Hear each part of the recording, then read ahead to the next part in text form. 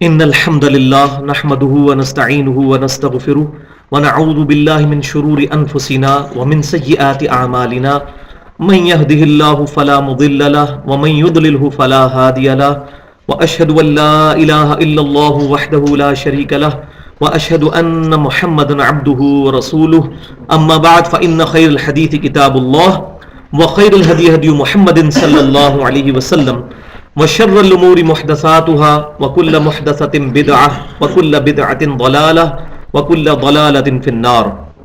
أعوذ بالله السميع العليم من الشيطان الرجيم من همزه ونفخه ونفثه. بسم الله الرحمن الرحيم. رب اشرح لي صدري ويسر لي أمري واحلل عقدة من لساني يفقهوا قولي. بسم الله الرحمن الرحيم. إن الله وملائكته يصلون على النبي يا أيها الذين آمنوا صلوا عليه وسلموا تسليما. اللهم صل على محمد وعلى آل محمد كما صليت على إبراهيم وعلى آل إبراهيم إنك حميد مجيد. اللهم بارك على محمد وعلى آل محمد كما باركت على إبراهيم وعلى آل إبراهيم إنك حميد مجيد. آج الحمدللہ حرمین شریفین میں یوم عرفہ تھا، 9 ذی الحجہ 1432 ہجری، اور ظاہر ہماری 8 تاریخ تھی، اور اب عشاء کے بعد کا ٹائم ہے، تو ہمارا بھی جو 9 ذی الحجہ کا جو رات ہے وہ شروع ہو چکی ہے. 5 نومبر 2011 ہے آج. امام کائنات سید الاولین والآخرین شفیع المذنبین رحمت للعالمین سیدنا و مولانا امام الانبیاء والمرسلین امام اعظم محمد رسول اللہ صلی اللہ علیہ وآلہ وسلم نے آج سے تقریباً 1421 سال پہلے 11 ہجری میں آج ہی کے دن میدان عرفات میں اپنے پہلے اور آخری حج کے دوران ایک خطبہ ارشاد فرمایا، جس کو ہم کہتے ہیں خطبۃ الوداع. آپ کا الوداعی خطبہ تھا وہ. تو اسی دن کی مناسبت سے میں نے یہ چیز ضروری سمجھی کہ آج ہم اسی خطبے کی یاد دہانی کے لیے اسپیشل پروگرام کریں، جس میں خطبۃ الوداع جو ہے اس کو ایڈریس کیا جائے اور اس کے مقاصد جو ہے وہ بیان کیے جائیں. تو آج کے لیکچر کا ٹاپک ہے امام الانبیاء صلی اللہ علیہ وسلم کی دعوت قرآن، اور یہ ٹاپک ہم نے ڈیڈکٹ کیا ہے سورۃ الانعام کی آیت نمبر 19 سے. بسم اللہ الرحمن الرحیم. وَأُوحِيَ إِلَيَّ هَذَا الْقُرْآنُ لِأُنذِرَكُمْ بِهِ وَمَنْ بَلَغَ. اے محبوب صلی اللہ علیہ وسلم، آپ فرما دیجئے کہ مجھے قرآن اس لیے وحی کیا گیا کہ میں اس قرآن کے ذریعے تمہیں بھی خبردار کر دوں، تمہیں بھی تبلیغ کر دوں، اور جس تک یہ کتاب پہنچ جائے وہ بھی اس کتاب پر عمل کرے اور اسی کے ذریعے تبلیغ کرے. تو اس کی وجہ سے ٹاپک کا نام رکھا گیا ہے امام الانبیاء کی دعوت قرآن. تو آپ صلی اللہ علیہ وآلہ وسلم کے ساتھ جو قرآن پاک کی نسبت ہے، آپ صلی اللہ علیہ وسلم کا جو انسٹرومنٹ آف تبلیغ ہے، وہ ہم سے کوئی ڈھکی چھپی بات نہیں. اس پہ میں کئی دفعہ پورے لیکچرز دے چکا ہوں، اور ہمارے جو یوٹیوب پہ لیکچر پڑے ہوئے ہیں 720085 یوٹیوب پہ چینل کا ایڈریس ہے. تو اس پر جب سورہ آل عمران کی آیت نمبر 164 آئی تھی، لقد من اللہ علی المؤمنین اذ بعث فیہم رسولا من انفسہم یتلو علیہم آیاتہ ویزکیہم ویعلمہم الکتاب والحکمہ وَإِن كَانُوا مِن قَبْلُ لَفِي ضَلَالٍ مُبِينٍ. وہ آیت آ بھی جائے گی آج کے درس میں. تو اس میں میں نے کافی ڈیٹیل کے ساتھ اس انسٹرومنٹ آف دعوت کو میں نے ایڈریس کیا تھا، اور اس پہ ہمارا یہ پورا ایک ریسرچ پیپر بھی چھپ چکا ہے امام الانبیاء کی دعوت قرآن کے نام سے. اور یہ ریسرچ پیپر اس لیے میں سب کو، جو بھی بھائی آ رہے ہیں نئے، ان کو دیے جا رہے ہیں تاکہ وہ یہ سامنے رکھیں. اس میں جتنی آیات ایڈریس ہوئی ہیں انشاءاللہ اس کو مختصراً بیان کیا جائے گا آج انشاءاللہ.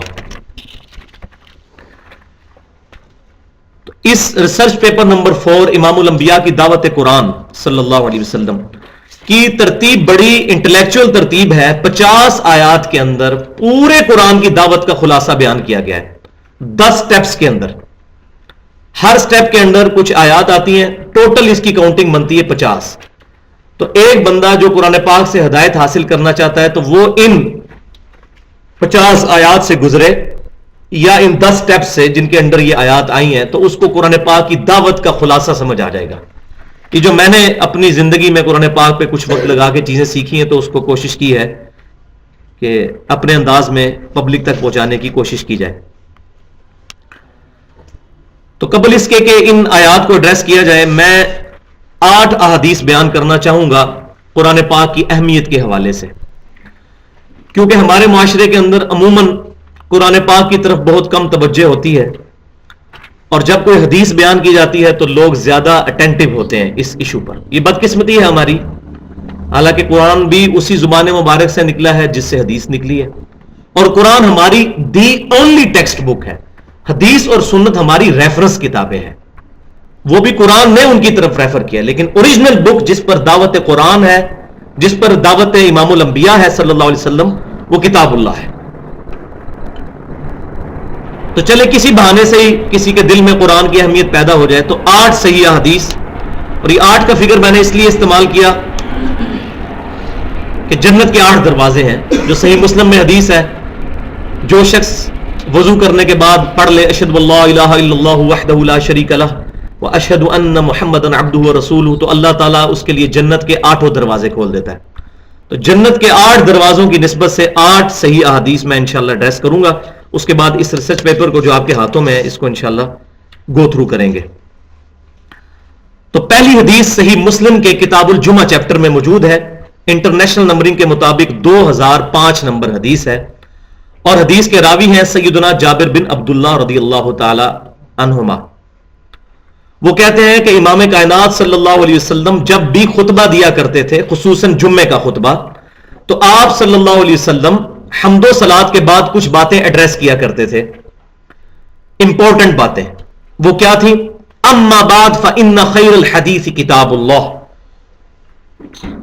آگاہ ہو جاؤ اس کے بعد کہ سب سے بہترین کلام اللہ کی کتاب ہے. وخیر الہدی ہدی محمد صلی اللہ علیہ وسلم,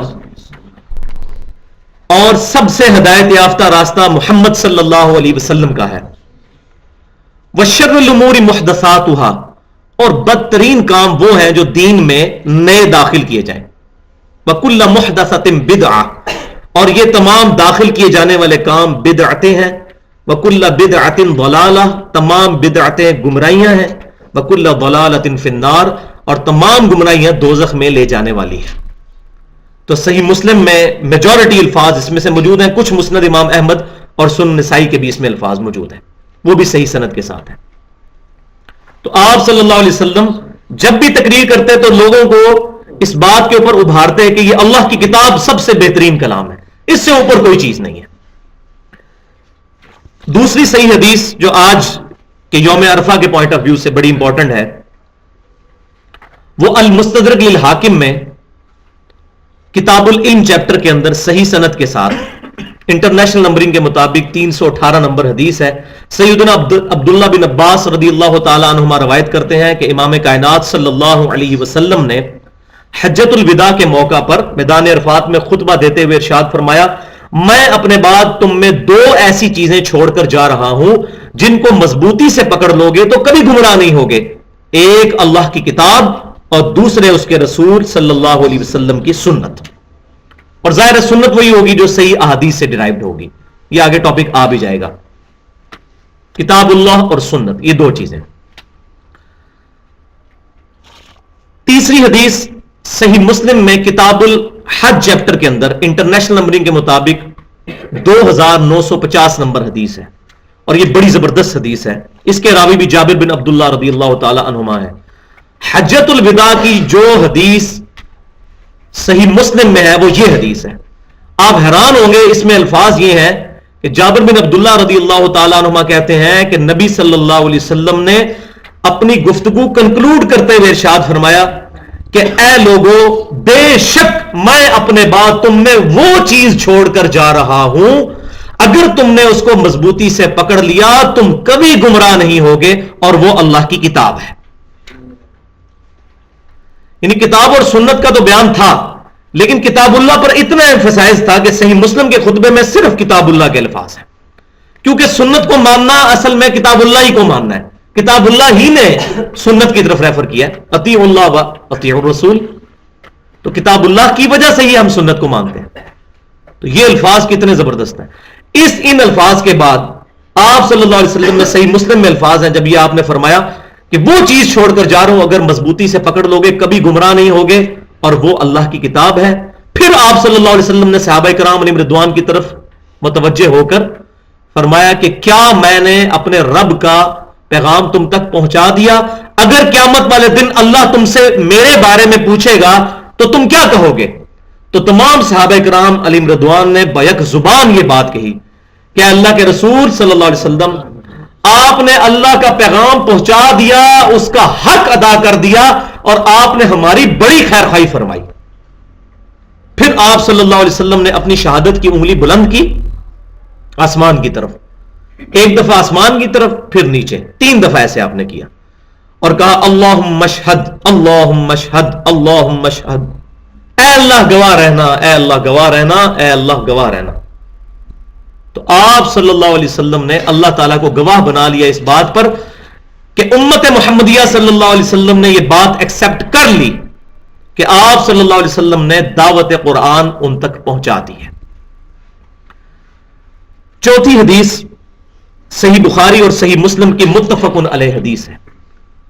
صحیح بخاری کے کتاب الفضائل قرآن چیپٹر میں انٹرنیشنل نمبرنگ کے مطابق 4981 نمبر حدیث ہے، اور صحیح مسلم کے کتاب الایمان میں انٹرنیشنل نمبرنگ کے مطابق 385 نمبر حدیث ہے، اور راوی ہیں سیدنا ابو ہریرہ رضی اللہ تعالیٰ عنہ کہ نبی صلی اللہ علیہ وسلم نے فرمایا کہ اللہ تعالیٰ نے تمام انبیاء کو کوئی نہ کوئی معجزے دیے تھے جس کی وجہ سے لوگ ان انبیاء پر ایمان لایا کرتے تھے، اور مجھے اللہ تعالیٰ نے سب سے بڑا معجزہ دیا ہے، وحی کا معجزہ، قرآن کا معجزہ، اور میں اللہ سے امید کرتا ہوں کہ سب سے زیادہ قیامت والے دن ایمان لانے والے لوگوں کی تعداد میری امت سے ہوگی۔ اور وہ ہمیں پتہ ہے صحیح بخاری اور مسلم کی متفق علیہ حدیث ہے کہ امام کائنات صلی اللہ علیہ وسلم نے فرمایا کہ جنتیوں کا نصف امت محمدیہ سے ہوگا صلی اللہ علیہ وسلم۔ کیوں؟ کہ اس امت کا معجزہ بہت بڑا ہے، کتاب اللہ بہت بڑا معجزہ ہے۔ وہاں سے مجھے قرآن پاک بھی پکڑا دیجیے گا کوئی ایک سا۔ تو یہ اتنا بڑا معجزہ ہے کہ اس کی وجہ سے اس امت کی تعداد قیامت والے دن تمام امتوں سے بڑھ کر ہوگی۔ بلکہ سنن ابن ماجہ میں صحیح حدیث یہ بھی موجود ہے کہ جنتیوں کی 120 میں سے 80 صفیں میری امت سے ہوں گی، نبی صلی اللہ علیہ وسلم نے ارشاد فرمایا۔ اور آج ہم نے پریکٹیکل یہ چیز دیکھ بھی لی ہے۔ 11 ستمبر 2001 کے بعد صرف 9 مہینے کے اندر 34,000 امریکنز نے اسلام قبول کیا ہے، قرآن پاک کا ترجمہ انگریزی میں پڑھ کر، کسی مولوی کی تقریر سن کے نہیں، قرآن کا ترجمہ انگریزی میں پڑھ کر۔ یہ پلین ٹروتھ میگزین ہے امریکہ کا، اس کے فگرز ہیں۔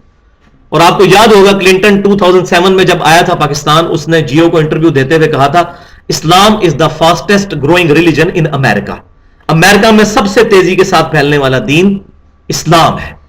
اور وہ پریڈکٹ کر رہے ہیں کہ 2050 تک مسلمانوں کی تعداد سب سے زیادہ ہو جائے گی امریکہ کے اندر اس قرآن کی وجہ سے۔ تو یہ آج بات کھلی ہے کہ میرا معجزہ سب سے بڑا ہے۔ اور ڈاکٹر اقبال نے بڑی پیاری بات کی تھی کہ میں نے تاریخ سے یہی سبق سیکھا ہے کہ کبھی مسلمانوں نے اسلام یا قرآن کی حفاظت نہیں کی، یہ اسلام اور قرآن تھا جس نے مسلمانوں کی حفاظت کی ہے۔ آج دیکھیں ہم لوگ فیل ہو چکے تھے کریکٹر کے اعتبار سے، اپنے اعمال کے اعتبار سے، اللہ تعالیٰ نے غیر مسلموں کو قرآن کی وجہ سے ہدایت دے دی ہے، اور دعوت و تبلیغ کا کام شروع ہو گیا ہے۔ ایک ایک بندہ کرسچنز کے ٹیمپلز میں جا کے دعوت پیش کر رہا ہے، جو انہی کے پریسٹ جو ہیں جیوز کے اور کرسچنز کے مسلمان ہو کر، ایون ہندو بھی مسلمان ہو رہے ہیں قرآن پاک کا ترجمہ پڑھ کر۔ یہ اب ہماری بدبختی ہے کہ سب کانٹیننٹ کے اندر مولوی ہمیں یہ پڑھاتا ہے قرآن حدیث ڈائریکٹ نہ پڑھنا گمراہ ہو جاؤ گے۔ کیوں؟ اس کو پتا ہے جب قرآن پڑھے گا تو ہمارے والے عقیدے نہیں رکھے گا، جب صحیح بخاری اور صحیح مسلم پڑھ لے گا پھر نماز ہمارے طریقے سے نہیں پڑھے گا۔ اس کو تو ٹینشن پڑ جائے گی، اس کی تو روٹیاں بند ہوں گی۔ 5ویں حدیث صحیح مسلم میں کتاب الفضائل چیپٹر میں، یہ میری فیورٹ 3 حدیث ہے احادیث میں سے، اسی لیے ہم نے اپنے منہج پہ بھی حدیث لکھی ہوئی ہے۔ اس کو کہتے ہیں غدیر خم کی حدیث، اور یہ اہل سنت اور اہل تشیع کے درمیان کامن حدیث ہے، غدیر خم کی حدیث۔ صحیح مسلم کتاب الفضائل انٹرنیشنل نمبرنگ کے مطابق 4 سندیں ہیں، 6225، 6226، 6227 اور 6228، اور احادیث کے راوی ہیں سیدنا زید بن ارقم رضی اللہ تعالیٰ عنہ۔ وہ کہتے ہیں کہ نبی صلی اللہ علیہ وسلم حجۃ الوداع سے جب واپس آ رہے تھے تو مکے اور مدینے کے درمیان ایک خم نامی گاؤں تھا، غدیر خم، جہاں آپ صلی اللہ علیہ وسلم نے روٹین سے ہٹ کر سب لوگوں کو جمع کیا، اونٹ کے پالان کا ممبر بنایا گیا، آپ صلی اللہ علیہ وسلم اس ممبر پر چڑھ کر آپ صلی اللہ علیہ وسلم نے خطبہ ارشاد فرمایا، جس کے الفاظ صحیح آپ اندازہ لگا لیں گے، اور اس کی امپورٹنس اتنی زیادہ ہے کہ یہ حجۃ الوداع کے خطبے کے بھی بعد والا خطبہ ہے، اس کو بھی سپرسیڈ کرنے والا خطبہ ہے۔ الفاظ کیا ہیں؟ اے لوگوں آگاہ ہو جاؤ، میں بھی ایک انسان ہوں، قریب ہے کہ اللہ کا قاصد یعنی موت کا فرشتہ میرے پاس آئے اور میں اس کی دعوت قبول کر لوں۔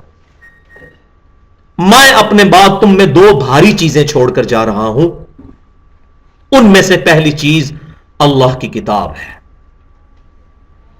اس میں ہدایت ہے، اس میں نور ہے، تم اللہ کی کتاب کو پکڑو، اپنا تعلق اس کتاب کے ساتھ مضبوط کرو۔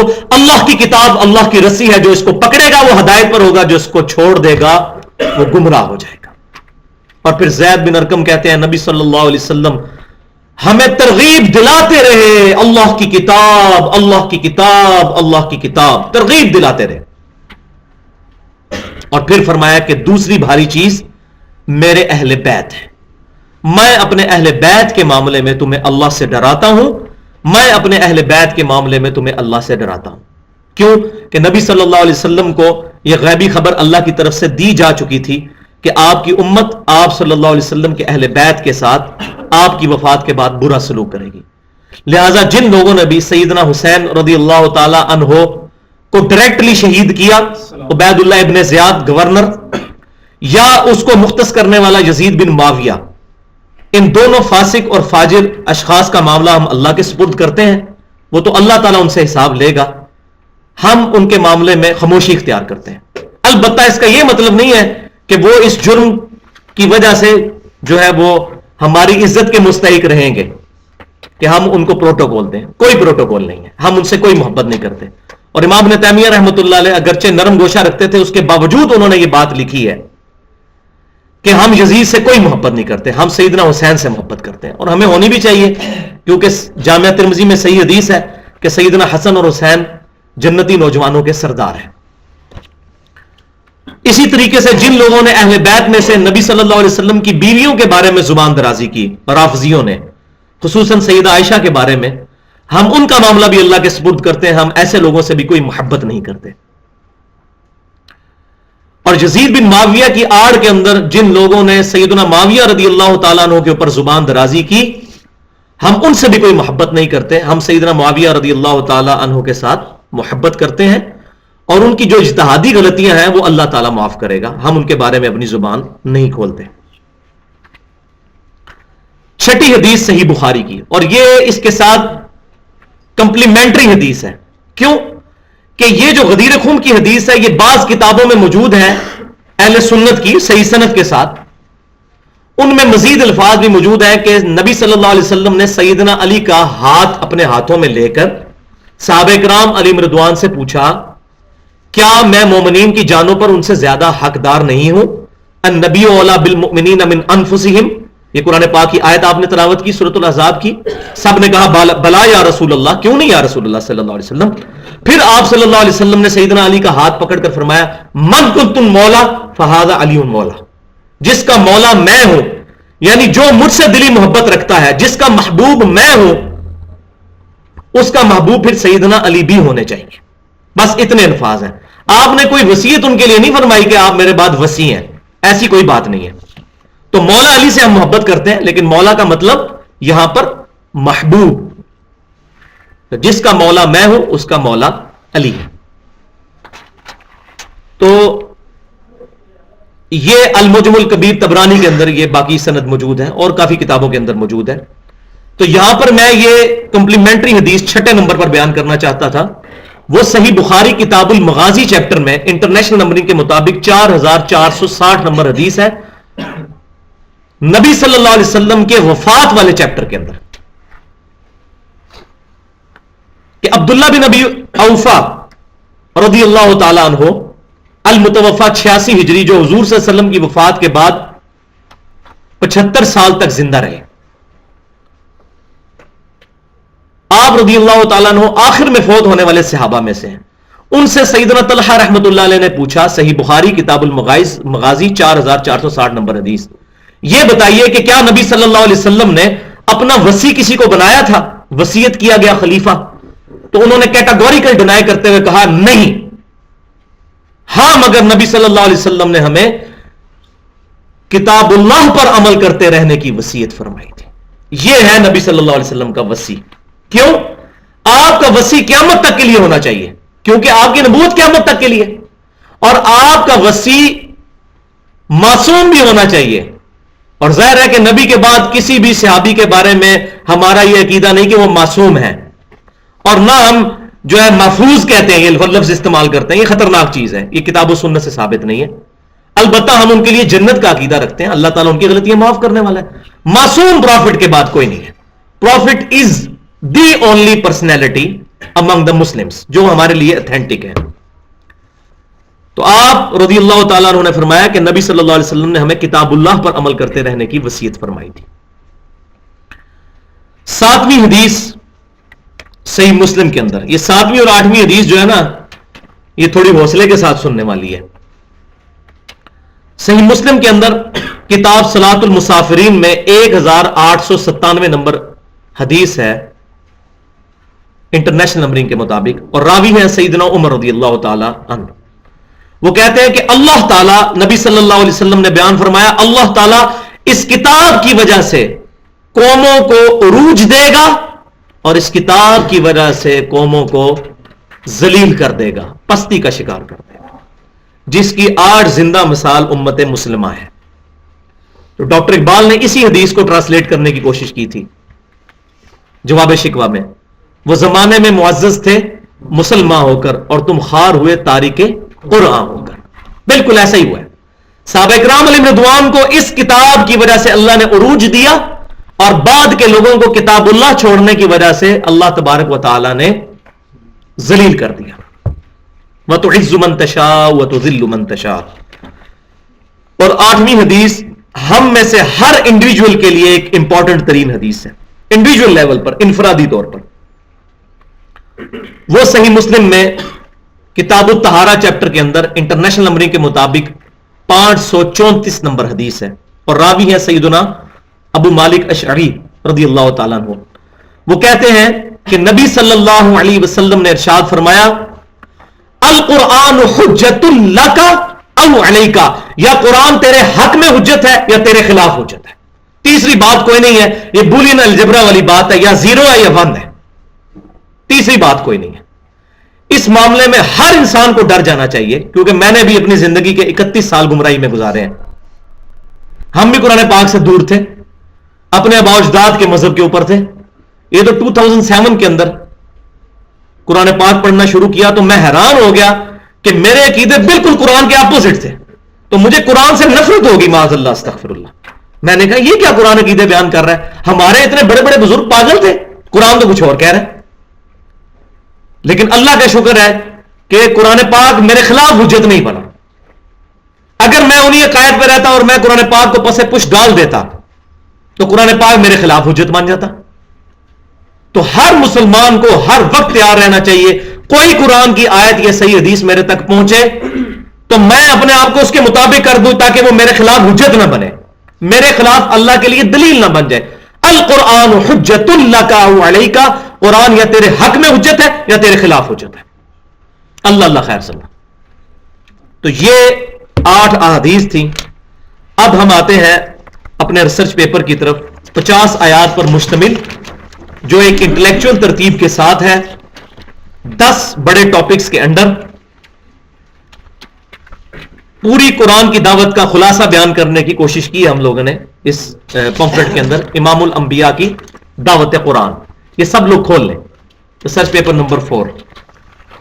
تو اس میں 10 ٹاپکس ہیں. پہلا ٹاپک بغیر ہیڈنگ کے ہے، وہ صرف الفاظ کے اندر ہی ہے کہ سیدنا محمد رسول اللہ صلی اللہ علیہ وسلم کی مبارک تعلیمات وحی یعنی قرآن اور اس کی تفسیر صحیح احادیث شک سے 100% پاک، محفوظ اور صحیح حالت میں ہمارے پاس موجود اور سمجھنے کے لیے آسان ہے. یہ پہلا ٹاپک ہے. اس کے دلیل پر 4 آیات ہیں. اب میں آیات کا ترجمہ پڑھتا جاؤں گا، زیادہ ڈیٹیل میں نہیں جاؤں گا، جہاں ضرورت پڑی تھوڑی بہت کروں گا تاکہ ہم ود ان ٹائم اس کو ختم کر لیں. تو پہلی آیت ہے اس میں سورۃ البقرہ کی آیت نمبر 2. ذالک الکتاب لا ریب فیہ، یہ ہے وہ کتاب جس میں کوئی شک کی جگہ نہیں ہے. ھدی للمتقین، ہدایت ہے ڈرنے والوں کے لیے. اس سے مراد یہ نہیں ہے کہ وہ کوئی داڑھی پگڑی والے ہوں گے، کوئی پرہیزگار لوگ. اس سے مراد ہے جو واقعی زمین و آسمان کی تمام نشانیوں پر غور کر کے اس رزلٹ پر پہنچ جائیں کہ ہمیں کسی نے بنایا ہے، ہم کسی کے بنانے سے بنے ہیں، تو فوراً ڈر جائیں گے کہ جس نے ہمیں ہماری مرضی کے بغیر بنا دیا وہ ہماری اکاؤنٹیبلٹی بھی کرے گا. جیسا کہ سورۃ المومنون میں آتا ہے، افحسبتم انما خلقناکم عبثا وانکم الینا لا ترجعون، کیا تم نے یہ گمان کر لیا انسان کہ تجھے ویسے ہی ہم نے بنا دیا ہے اور تجھے مر کے ہمارے پاس نہیں آنا؟ تو جو اس چیز پر غور کرے گا میں کسی کے بنانے سے بناؤں، تو وہ فوراً ڈر جائے گا کہ مجھے کوئی پوچھنے والا بھی ہے. تو یہاں ڈر والے سے مراد وہ لوگ ہیں جو واقعی آخرت کی جواب دہی سے ڈرنا چاہیں اور آخرت کی جواب دہی سے بچنا چاہیں. دوسری آیت سورہ حامیم السجدہ کی آیت نمبر ہے 42. لا یأتیہ الباطل من بین یدیہ ولا من خلفہ، اس کتاب میں باطل نہ آگے سے داخل ہو سکتا ہے نہ پیچھے سے داخل ہو سکتا ہے. کیوں؟ تنزیل من حکیم حمید، یہ قرآن بڑے حکیم اور خوبیوں والے اللہ کی طرف سے نازل کیا گیا ہے. اس میں باطل نہیں داخل ہو سکتا. اور الحمدللہ مجھے اس سے زیادہ کسی اور اجماع پر خوشی نہیں ہوتی کہ اہل سنت اور اہل تشیع کا بھی اس پر اجماع ہے کہ یہ کتاب اللہ ایک ایک لفظ محفوظ ہے. یہ اہل تشیع کے اوپر بعض غالی قسم کے اہل سنت میں سے بعض لوگوں نے الزام لگایا. ان میں ایک گروہ تھا جن کو شیعہ نے خود کافر کہہ کے نکال دیا. آج دنیا میں کسی شیعہ کا یہ عقیدہ نہیں ہے کہ قرآن پاک جو ہے وہ غیر محفوظ ہے.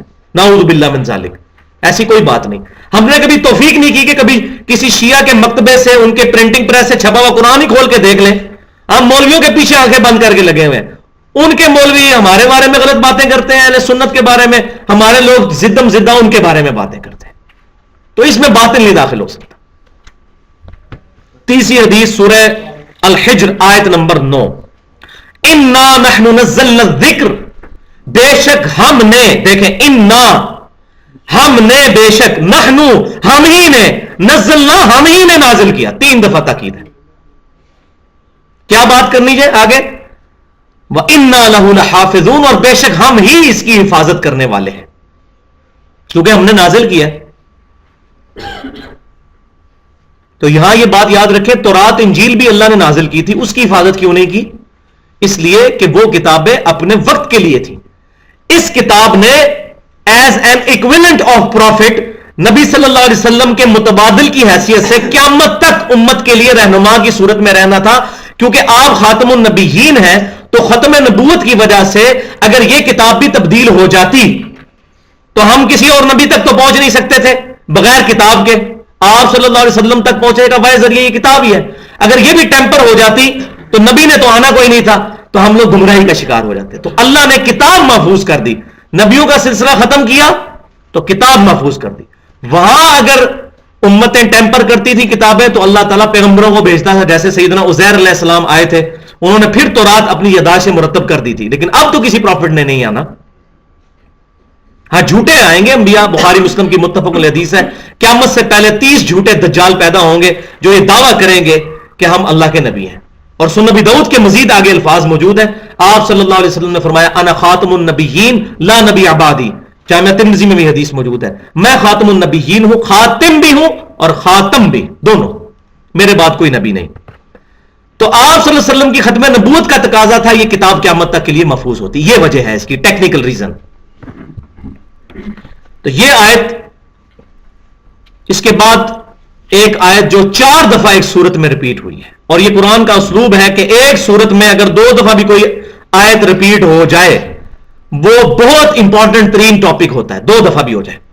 جیسے ایک سورت میں ہی ان اللہ لا یغفر ان یشرک بہ ویغفر ما دون ذلک لمن یشاء, بے شک اللہ تعالیٰ اس گناہ کو کبھی معاف نہیں کرے گا کہ اللہ کے ساتھ کسی نے شرک کیا, اس کے علاوہ جتنے گناہ ہیں اگر چاہے گا تو معاف کر دے گا. یہ آیت 2 دفعہ ریپیٹ ہوئی. تو یہ آیت جو اب پڑھنے لگے ہیں سورۃ القمر میں 4 دفعہ کم از کم, آیت نمبر 17, آیت نمبر 22, آیت نمبر 32 اور 40. وَلَقَدْ يَسَّرْنَا الْقُرْآنَ لِلذِّكْرِ فَهَلْ مِن مُدَّكِرٍ, اور بے شک ہم نے قرآن سمجھنے کے لیے, نصیحت حاصل کرنے کے لیے آسان کر دیا ہے. ہے کوئی اس کتاب سے نصیحت حاصل کرنے والا؟ قرآن پاک دنیا کی آسان ترین کتاب بھی ہے اور مشکل ترین کتاب بھی ہے. ہدایت کے لیے اور یاد دہانی کے لیے اور تذکیر کے لیے جو صرف یہ انسان کی ضرورت ہے, یہ دنیا کی سب سے آسان ترین کتاب ہے. ایک موچی کو بھی سمجھ آئے گی, ایک ڈاکٹر انجینئر, ایک انٹلیکچوئل کو بھی سمجھ آئے گی. البتہ اس کی تفسیر میں اگر جائیں تو وہ عام بندے کی ضرورت ہے نہیں, نہ وہ ہدایت کے لیے ضروری چیزیں ہیں. وہ تو آپ جتنا مرضی اس میں پھر قرآن میں ہوتا ہے زن اے مرد مسلمان, تو ڈاکٹر اقبال نے کہا وہ ہوتے جائیں آپ بے شک, لیکن ایز فار ایز ہدایت از کنسرن یہ بک دنیا کی سب سے آسان کتاب ہے. اور ہماری بدبختی ہے کہ یہ وہ کتاب ہے جو دنیا میں سب سے زیادہ پڑھی جاتی ہے, اور یہ وہ کتاب ہے جو دنیا میں سب سے زیادہ بغیر سمجھ کے پڑھی جاتی ہے. اخبار بھی لوگ سمجھ کے پڑھتے ہیں. اب دوسرا ٹاپک, دین اسلام قبول کرنے کے علاوہ اللہ کی بارگاہ میں قیامت کے دن نجات اور کامیابی کا کوئی اور ذریعہ نہیں ہے. اس ٹاپک پہ کچھ آیات ہیں. آیت نمبر 5, بسم اللہ الرحمن الرحیم, سورہ آل عمران کی آیت نمبر 19. ان الدین عند اللہ الاسلام, بے شک اللہ کے حضور قابل قبول دین صرف اسلام ہے. وَمَا اخْتَلَفَ الَّذِينَ أُوتُوا الْكِتَابَ إِلَّا مِن بَعْدِ مَا جَاءَهُمُ الْعِلْمُ بَغْيًا بَيْنَهُمْ, اور یہود و نصارہ اہل کتاب نے جو اس قرآن کے آ جانے کے بعد اس سے اختلاف کیا تو آپس کی ضد کی وجہ سے, جو انسان کی انسٹنکٹ میں ہوتی ہے, جس کو ایڈلر کی سائیکالوجی میں کہا گیا ارج ٹو ڈومینیٹ. ہر شخص کی خواہش ہے کہ میرے پیچھے لوگ چلیں, میں کیوں کسی کے پیچھے چلوں. اسی چیز نے علماء یہود اور نصارہ کو قرآن پاک ماننے سے انکار کرنے پر مجبور کیا. ادروائز آج بھی جو اولڈ ٹیسٹمنٹ ہے تورات میں ڈیوٹرانومی چیپٹر کتاب الاستثناء اس کی باب نمبر 18 کی آیت نمبر 18 موجود ہے کہ اے موسیٰ علیہ السلام,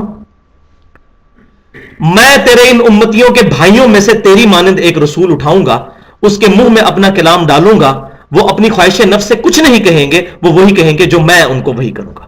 یہ نبی صلی اللہ علیہ وسلم کے بارے میں پریڈکشن ہے, کیونکہ حضرت عیسیٰ علیہ السلام اگرچہ موسیٰ علیہ السلام کے بعد آئے لیکن حضرت موسیٰ علیہ السلام کی مانند نہیں ہے وہ, کیونکہ ان کی نیچرل ڈیتھ نہیں ہوئی اور ان کی زندگی میں بہت تھوڑے لوگ ان پر ایمان لائے. موسیٰ علیہ السلام پر بہت زیادہ لوگ ایمان لے کر آئے, نبی صلی اللہ علیہ وسلم پر بہت لوگ ایمان لے کر آئے. عیسیٰ علیہ السلام کے والد نہیں تھے, نبی صلی اللہ علیہ وسلم کے والد تھے, حضرت موسیٰ کے بھی والد تھے. تو یہ کافی ساری سملیرٹی موسیٰ علیہ السلام کی حضرت امام کائنات صلی اللہ علیہ وسلم کے ساتھ بنتی ہیں. تو میں نے اس سے ڈیٹیل سے پہلے ایڈریس کی ہوئی ہیں چیزیں. اور دوسرا نیو ٹیسٹمنٹ جو ہے انجیل, اس میں جو گاسپل آف جان ہے, یوحنا کی انجیل باب نمبر 14, وہ نبی صلی اللہ علیہ وسلم کی پریڈکشن کے بارے میں ہے کہ اے میرے حواریوں, میرا دنیا سے تو جانا تمہارے لیے رحمت ہے, میں جب جاؤں گا تو وہ ہستی دنیا میں تشریف لائیں گی, وہ اپنی خواہش نفس سے کچھ نہیں کہیں گے, وہ وہی کہیں گے جو اللہ ان کو وہی فرمائے گا, اور وہ تمہیں میری ہی باتیں یاد کروائیں گے اور وہ دنیا میں میرا نام روشن کریں گے. یہ پریڈکشن صرف نبی صلی اللہ علیہ وسلم کے اوپر پوری اترتی ہے, کیونکہ نبی صلی اللہ علیہ وسلم اور امت محمدیہ صلی اللہ علیہ وسلم کے علاوہ کوئی حضرت عیسیٰ علیہ السلام کو پیغمبر نہیں مانتا. تو اہل کتاب نے اختلاف کیا واضح علم قرآن کے آ جانے کے بعد, بغیم بینہم, آپس کی ضد کی وجہ سے, وَمَن يَكْفُرْ بِآيَاتِ اللَّهِ فَإِنَّ اللَّهَ سَرِيعُ الْحِسَابِ، تو جو کوئی اللہ کے ساتھ آیات کے ساتھ کفر کرے گا اللہ بڑا جلد حساب لینے والا ہے. بڑی دھمکی ہے اس کے اندر. آیت نمبر 6 سورہ آل عمران، آیت نمبر 85. وَمَن يَبْتَغِي غَيْرَ الْإِسْلَامِ دِينًا، جو کوئی بھی اسلام کے علاوہ کسی اور دین کا طلبگار ہوا اور اسی حال میں قیامت والے دن اللہ کے سامنے پیش ہو گیا، فَلَن يُقْبَلَ مِنْهُ وَهُوَ فِي الْآخِرَةِ مِنَ الْخَاسِرِينَ، ہم اس سے اس کا دین کبھی قبول نہیں کریں گے اور وہ شخص خسارہ پانے والوں میں سے ہو جائے گا جو اسلام کے علاوہ کوئی اور دین لے کر اللہ کے حضور قیامت والے دن پیش ہوا. بولے اعوذ باللہ تعالی. آیت نمبر 7 سورۃ الحجر کی آیت نمبر 2. ربما یود الذین کفروا لو کانوا مسلمین، قیامت والے دن وہ وقت بھی آنے والا ہے کہ کافر تمنا کریں گے کاش ہم دنیا میں مسلمان ہوتے. Islam is the only acceptable religion in the sight of Allah. آیت نمبر 8 سورہ آل عمران کی آیت نمبر 102. یا ایھا الذین آمنوا اتقوا اللہ، اے ایمان والو اللہ کا تقوی اختیار کرو، اللہ سے ڈرو، حق تقاتہ، جیسا کہ اس سے ڈرنے کا حق ہے. اور سب سے بڑا اس کا تقاضا کیا ہے؟ ولا تموتن الا وانتم مسلمون، اور دیکھنا تمہیں موت نہ آئے مگر اس حال میں کہ تم مسلمان مرنا. بریلوی، دیوبندی، اہل حدیث، شیعہ، قادیانی، ان نسبتوں کے ساتھ نہیں، مسلمان، مسلم مرنا، اللہ کے فرمانبردار کی حیثیت سے مرنا. یہ بات ٹھیک ہے کہ کسی زمانے کے اندر محدثین نے اہل سنت کی ٹرمنالوجی یا اصحاب الحدیث کی یوز کی، لیکن ایز اے فرقہ کبھی نہیں اس کو استعمال کیا. کوئی نہیں دکھا سکتا کسی محدث نے یہ باب باندھا ہو کہ فلاں فرقہ، کیونکہ فرقے تو دوزخ میں جائیں گے. اسلام کی فکر فرقہ نہیں ہے، وہ طائفہ منصورہ ہے. کامیاب کرو تو 72 فرقے دوزخ میں جائیں گے. نبی صلی اللہ علیہ وسلم اور صحابہ کرام فرقہ نہیں تھے، وہ تو اوریجن تھے، ان سے ٹوٹ کے جو الگ ہوئے وہ فرقے ہوئے. فرقہ کہتے ہیں ٹوٹ کے الگ ہونے والے کو. تیسرا ٹاپک، دین اسلام میں اللہ اور اس کے محبوب سیدنا محمد رسول اللہ صلی اللہ علیہ وسلم کے علاوہ کوئی ذات مطلقاً حجت اور دلیل نہیں ہے. اس پہ بھی 2 آیات ہیں. آیت نمبر 9 سورۃ النساء، آیت نمبر 59. یہ امپورٹنٹ ترین آیت ہے اس ٹاپک پہ. یا ایھا الذین آمنوا اطیعوا اللہ واطیعوا الرسول واولی الامر منکم، اے ایمان والو اللہ کی اطاعت کرو اور رسول کی اطاعت کرو صلی اللہ علیہ وسلم، واولی الامر منکم، اور جو تم میں اولو الامر ہو، حکمران بنایا جائے، خلیفۃ المسلمین ہو، اس کی بھی اطاعت کرو، لیکن اس کی اطاعت ایبسولوٹ نہیں ہوگی. کیوں؟ ساتھ ہی آیت میں فرمایا گیا فَإِن تَنَازَعْتُمْ فِي شَيْءٍ، اگر تمہارا جھگڑا ہو جائے کسی معاملے کے اندر، حکمران کے ساتھ جھگڑا ہو سکتا ہے، کسی ایشو کے اوپر اختلاف رائے ہو سکتا ہے، تو پھر کیا کرنا ہے؟ فَرُدُّوهُ إِلَى اللَّهِ وَالرَّسُولِ، تو اپنے معاملے کو پلٹاؤ اللہ اور اس کے رسول کے اوپر، پھر قرآن و سنت سے فیصلہ کرواؤ. اور اس پہ میں نے پورا ایک لیکچر دیا یوٹیوب پہ پڑا ہوا ہے، اسلاف کا نظریہ اسلام، 10 اس میں ایگزامپلس دی ہیں میں نے.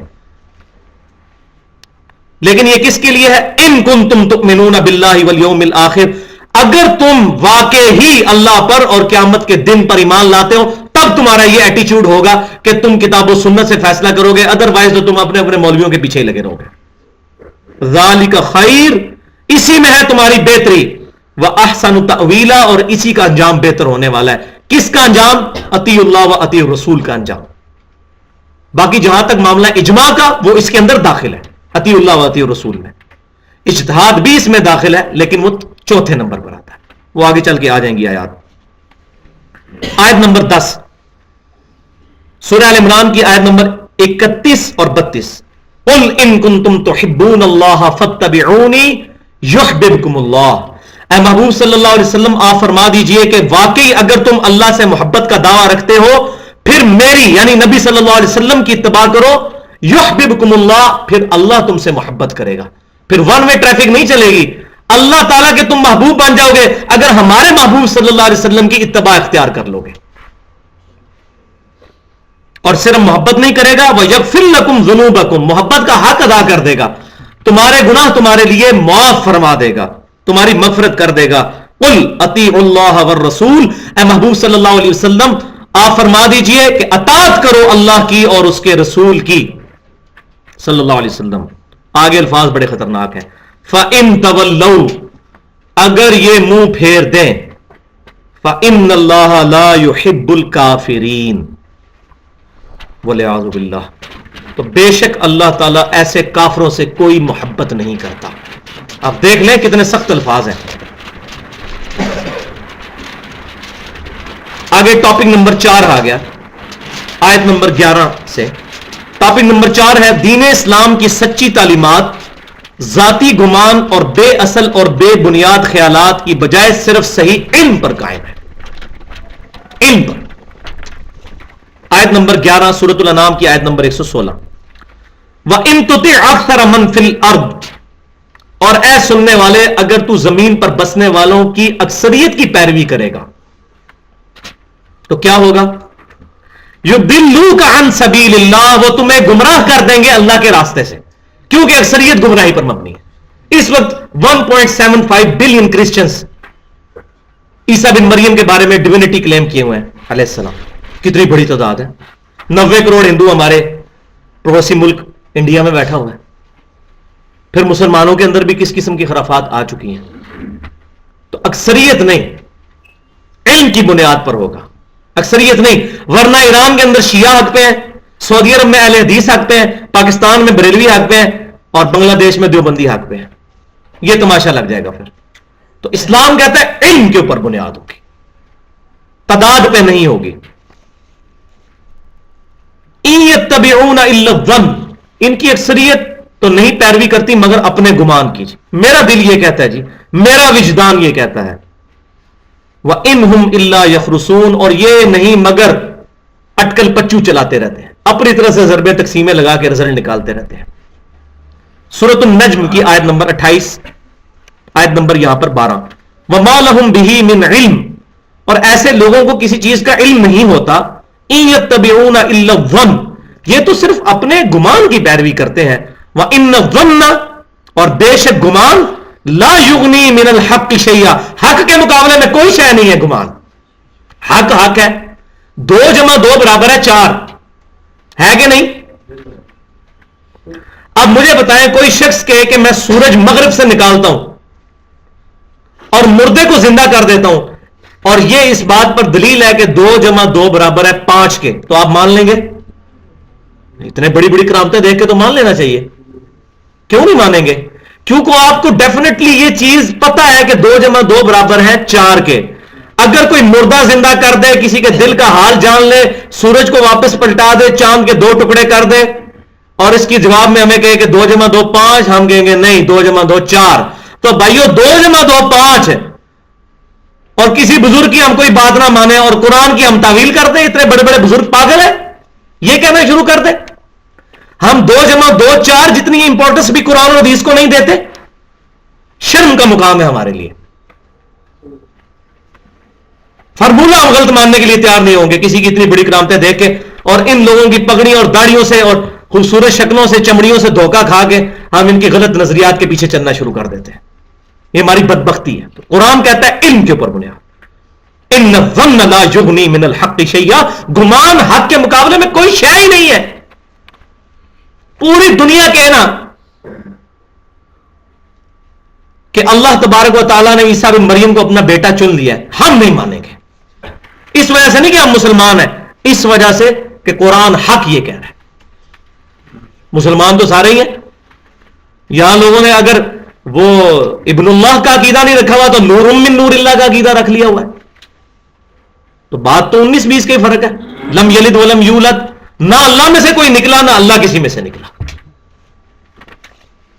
سورہ الزمر کی آیت نمبر 9 یہ اکثر کالجز میں اور سکولوں میں لکھی جاتی ہے, بہت زبردست آیت ہے. قل هل يستوي الذين يعلمون والذين لا يعلمون اے محبوب صلی اللہ علیہ وسلم آپ فرمائیے کہ بھلا بتاؤ تو جو علم رکھتے ہیں اور جو علم نہیں رکھتے وہ برابر ہو سکتے ہیں؟ کبھی نہیں برابر ہو سکتے.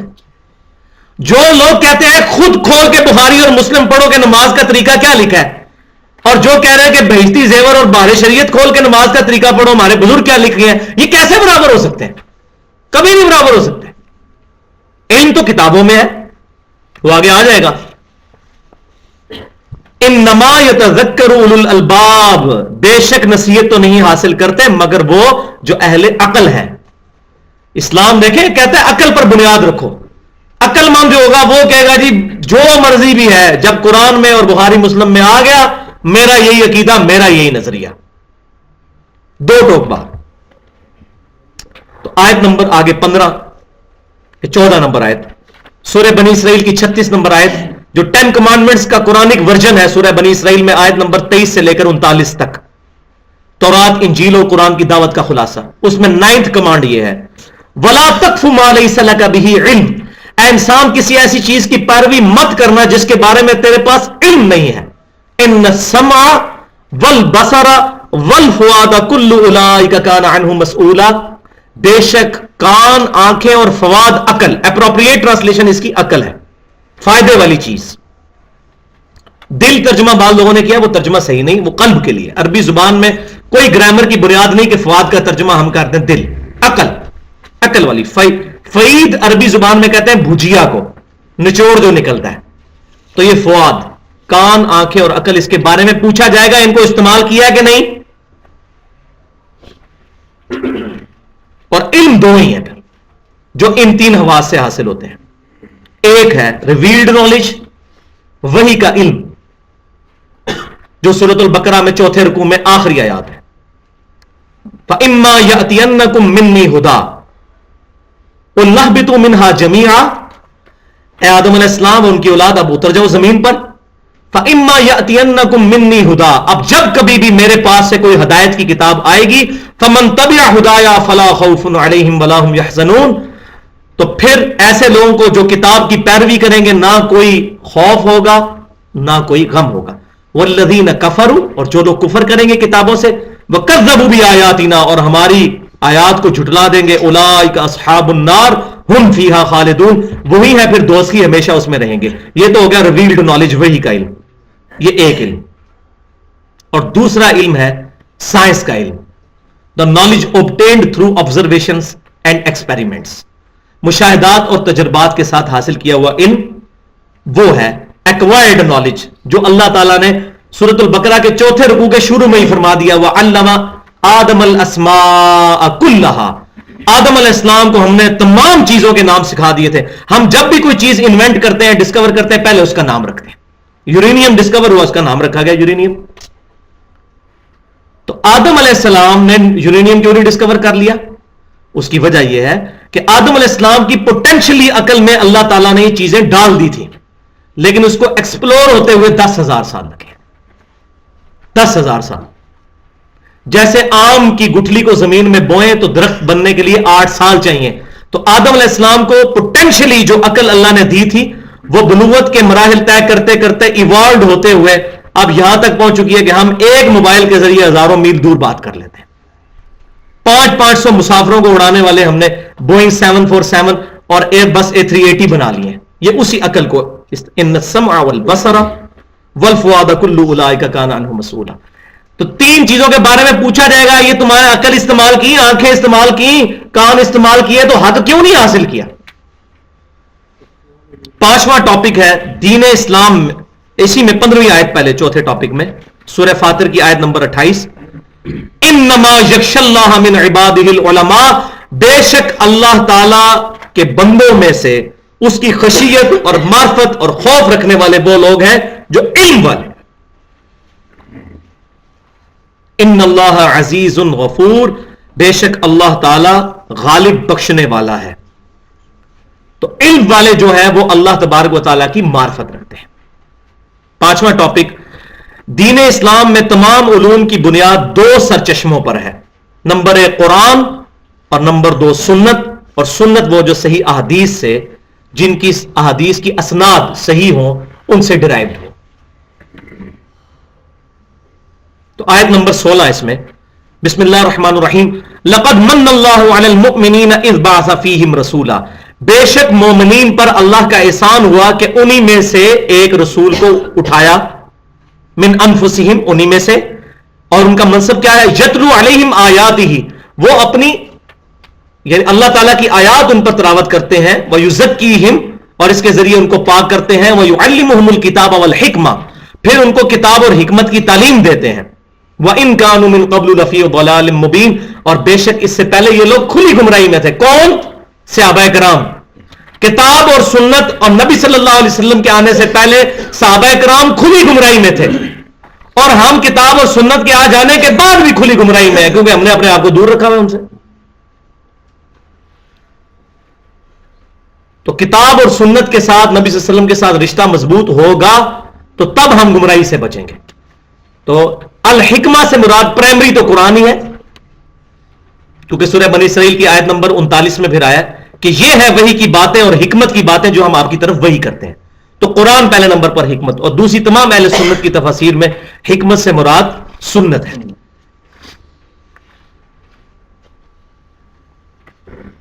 آیت نمبر 17 سورہ آل عمران کی 164 نمبر آیت تھی. اب آیت نمبر 17 سورہ یونس کی 57 نمبر آیت. یا ایھا الناس قد جاءتکم موعظۃ من ربکم وشفاء لما فی الصدور, اے ساری انسانیت بے شک تمہارے پاس آ گیا اللہ تبارک و تعالی کی طرف سے ایک واز کرنے والی چیز. وشفاء لما فی الصدور, اور یہ وہ کتاب ہے جس میں دلوں کی بیماریوں کا علاج ہے. اور دل کی سب سے بڑی روحانی بیماری کیا ہے؟ شرک, اس کا علاج ہے. اور دوسری دنیا پرستی. وَهُدًى وَرَحْمَةٌ لِّلْمُؤْمِنِينَ, اور اگر کوئی ایمان لے آئے گا اس کے لیے تو سراپا ہدایت اور رحمت ہے. سورۃ البقرہ کی آیت نمبر 185. شہر رمضان الذی انزل فیہ القرآن, رمضان کا مہینہ وہ ہے جس میں ہم نے اتارا قرآن, یعنی رمضان کو فضیلت قرآن کی وجہ سے ہے. ہدی للناس, پوری انسانیت کے لیے ہدایت ہے. تو یہاں میں ایڈریس کر دوں, بعض لوگ وہ آیت پڑھتے ہیں یضل بہ کثیرا ویہدی بہ کثیرا, اور کہتے ہیں قرآن پڑھ کے لوگ گمراہ ہو جاتے ہیں, اور قرآن پڑھ کے لوگ ہدایت پا جاتے ہیں, اور اس کو غلط کانٹیکسٹ میں بیان کرتے ہیں. جس کا یہ عقیدہ ہے کہ یہ کتاب گمراہ کر دیتی ہے وہ کافر ہے, پکا کافر ہے. وہ پوری آیت پڑھیں, وما یضل بہ الا الفاسقین, اور وہ پوری بات ہے کہ وہ پورا کانٹیکسٹ چل رہا ہے. وہ کہتے تھے اس کتاب کے اندر مچھر کی مثال کیوں آئی ہے؟ اتنی بڑی کتاب کے اندر اللہ اتنا بڑی ذات, مچھر کی مثال ہے. تو اللہ تعالیٰ نے فرمایا کہ ہمارا مقصد کو اپنا علم جھاڑنا نہیں ہے, بات لوگوں کو سمجھانا ہے, چاہے کسی مثال سے سمجھ آئے. اور اللہ تعالیٰ نے پھر جلالن ارشاد فرمایا کہ, اور پھر پورا فرمایا کہ ایمان والے تو یہ جانتے ہیں کہ یہ کتاب اللہ کی طرف سے ہے, اور یہ جو بے ایمان لوگ ہیں جو جان بوجھ کے حجت بازیاں کرتے ہیں ان پر اللہ تعالیٰ نے غصے میں یہ بات ارشاد فرمائی, ہاں یہ ہم نے اس لیے نازل کیا ہے کہ ایمان والوں کا ایمان مزید مضبوط ہو, وہ ہدایت پا جائے, اور تمہارے جیسے فاسق لوگ گمراہ ہوں اس کا انکار کر کے. جو کتاب کو پکڑے گا وہ اس میں داخل نہیں ہے, وہ کتاب کو مانتے نہیں تھے, اس لیے اللہ نے فرمایا یہ گمراہ ہو گئے ہیں. علم بس کریو یار, عجیب و غریب قسم کی باتیں کی ہوئی ہیں. تو یہ وہ فاسق تھے جنہوں نے کتاب اللہ چھوڑ دی تھی مذاق اڑا کے. کہیں قرآن میں یہ نہیں ہے کہ قرآن پڑھ کے کوئی گمراہ ہو جائے گا, یہ کہیں قرآن میں نہیں لکھا ہوا. ہدی للناس, پوری انسانیت کے لیے ہدایت ہے یہ کتاب. یہ بہت بڑا ظلم ہوا ہے ہمارے معاشرے کے اندر. اور وہ کہتا ہے جی ہدی للمتقین ہے, پرہیزگاروں کے لیے. میں نے بتا دیا پرہیزگار کا مطلب یہ داڑھی پگڑی نہیں ہے, اس سے مراد ہے جو واقعات کی جواب دہی سے ڈرنا چاہے, accountability of day of judgment. اور یہاں تو وہ بھی مسئلہ ختم ہو گیا, ہدی للناس آ رہا ہے, پوری انسانیت کے لیے ہدایت ہے. یہاں تو کوئی چکر ہی نہیں ہے, ہدی للمومنین ہے ہی کوئی نہیں ہے اس میں. تو وبینات من الہدی والفرقان, اور اس کتاب کے اندر روشن دلائل ہیں ہدایت کے, والفرقان, اور یہ حق اور باطل میں تمیز کرنے والی کتاب ہے. Old testament, new testament, and now this is final testament, جس پر اولڈ ٹیسٹیمنٹ اور نیو ٹیسٹیمنٹ کو پرکھا جائے گا حق اور باطل میں. اور جس پر نازل ہوئی وہ بھی الفرقان ہے. صحیح بخاری کے اندر حدیث موجود ہے, نبی صلی اللہ علیہ وسلم نے فرمایا محمد فرق بین الناس, محمد صلی اللہ علیہ وسلم لوگوں میں حق اور باطل میں فرق ہے. جو کہتا ہے میرا امام محمد رسول اللہ صلی اللہ علیہ وسلم, اس کا ایمان ٹھیک ہے, اور جو اس کو چھوڑ کے کسی نے دوسری صدی, کسی نے تیسری صدی, کسی نے 7ویں صدی, کسی نے 14ویں صدی کے مولویوں کو اپنا امام میں مطلق مان لیا ہوا ہے پروفٹ کے مقابلے پر, تو وہ اپنے ایمان کی فکر کرے. آیت نمبر 18, یہ 185 نمبر آیت تھی سورۃ البقرہ کی. اب آیت نمبر 19, سورۃ الاحقاف کی 4 نمبر آیت. یہ منکرین سنت اور منکرین حدیث کے لیے قرآن پاک میں سمجھے ایٹم بم کی طرح ہے، ان کے اوپر گرتی ہے، اسی لیے ادھر ڈالی ہے میں نے کہ نبی صلی اللہ علیہ وسلم کو یہ تربیت دی جا رہی ہے کہ جب کافر آپ سے بحث کرتے ہیں نا تو آپ ان سے کیا بات کریں. ایتونی بکتاب من قبل ھذا، مجھ سے بحث کرنی ہے تو میری اس کتاب سے پہلے جو تمہارے اوپر کتابیں نازل ہوئی ہیں یا تمہارے پاس کوئی کتابیں موجود ہیں وہ لے کر آؤ. او اثارۃ من علم ان کنتم صادقین، یا علم کے آثار کوئی چلتے آ رہے ہوں، انبیاء کی وحی میں سے کوئی آثار. کتاب تو الگ مینشن کیا ہے، علم کے آثار الگ سے مینشن ہوئے. اگر تم سچے ہو تو 2 چیزوں سے بات کرو. ایتونی بکتاب من قبل ھذا، اس کتاب اللہ سے پہلے جو کتابیں نازل ہوئی ان میں سے بات کرو. او اثارۃ من علم، یا علم کے آثار چلتے آ رہے ہوں، اگر تم سچے ہو ان میں سے بات کرو. تو ہمارے بھی بعض بے وقوف مولوی حجت حدیث ثابت کرنے کے لیے بخاری کی حدیثیں پڑھ رہے ہو. بھائی وہ بخاری کو مانے تو تب تو قرآن سے دلیل پیش کریں ان کو. تو ان بیچاروں کا انٹلیکچوئل لیول ہی اتنا ہے. تو قرآن پاک سے دلیل پیش کریں گے، وہ یہ آیت ہے.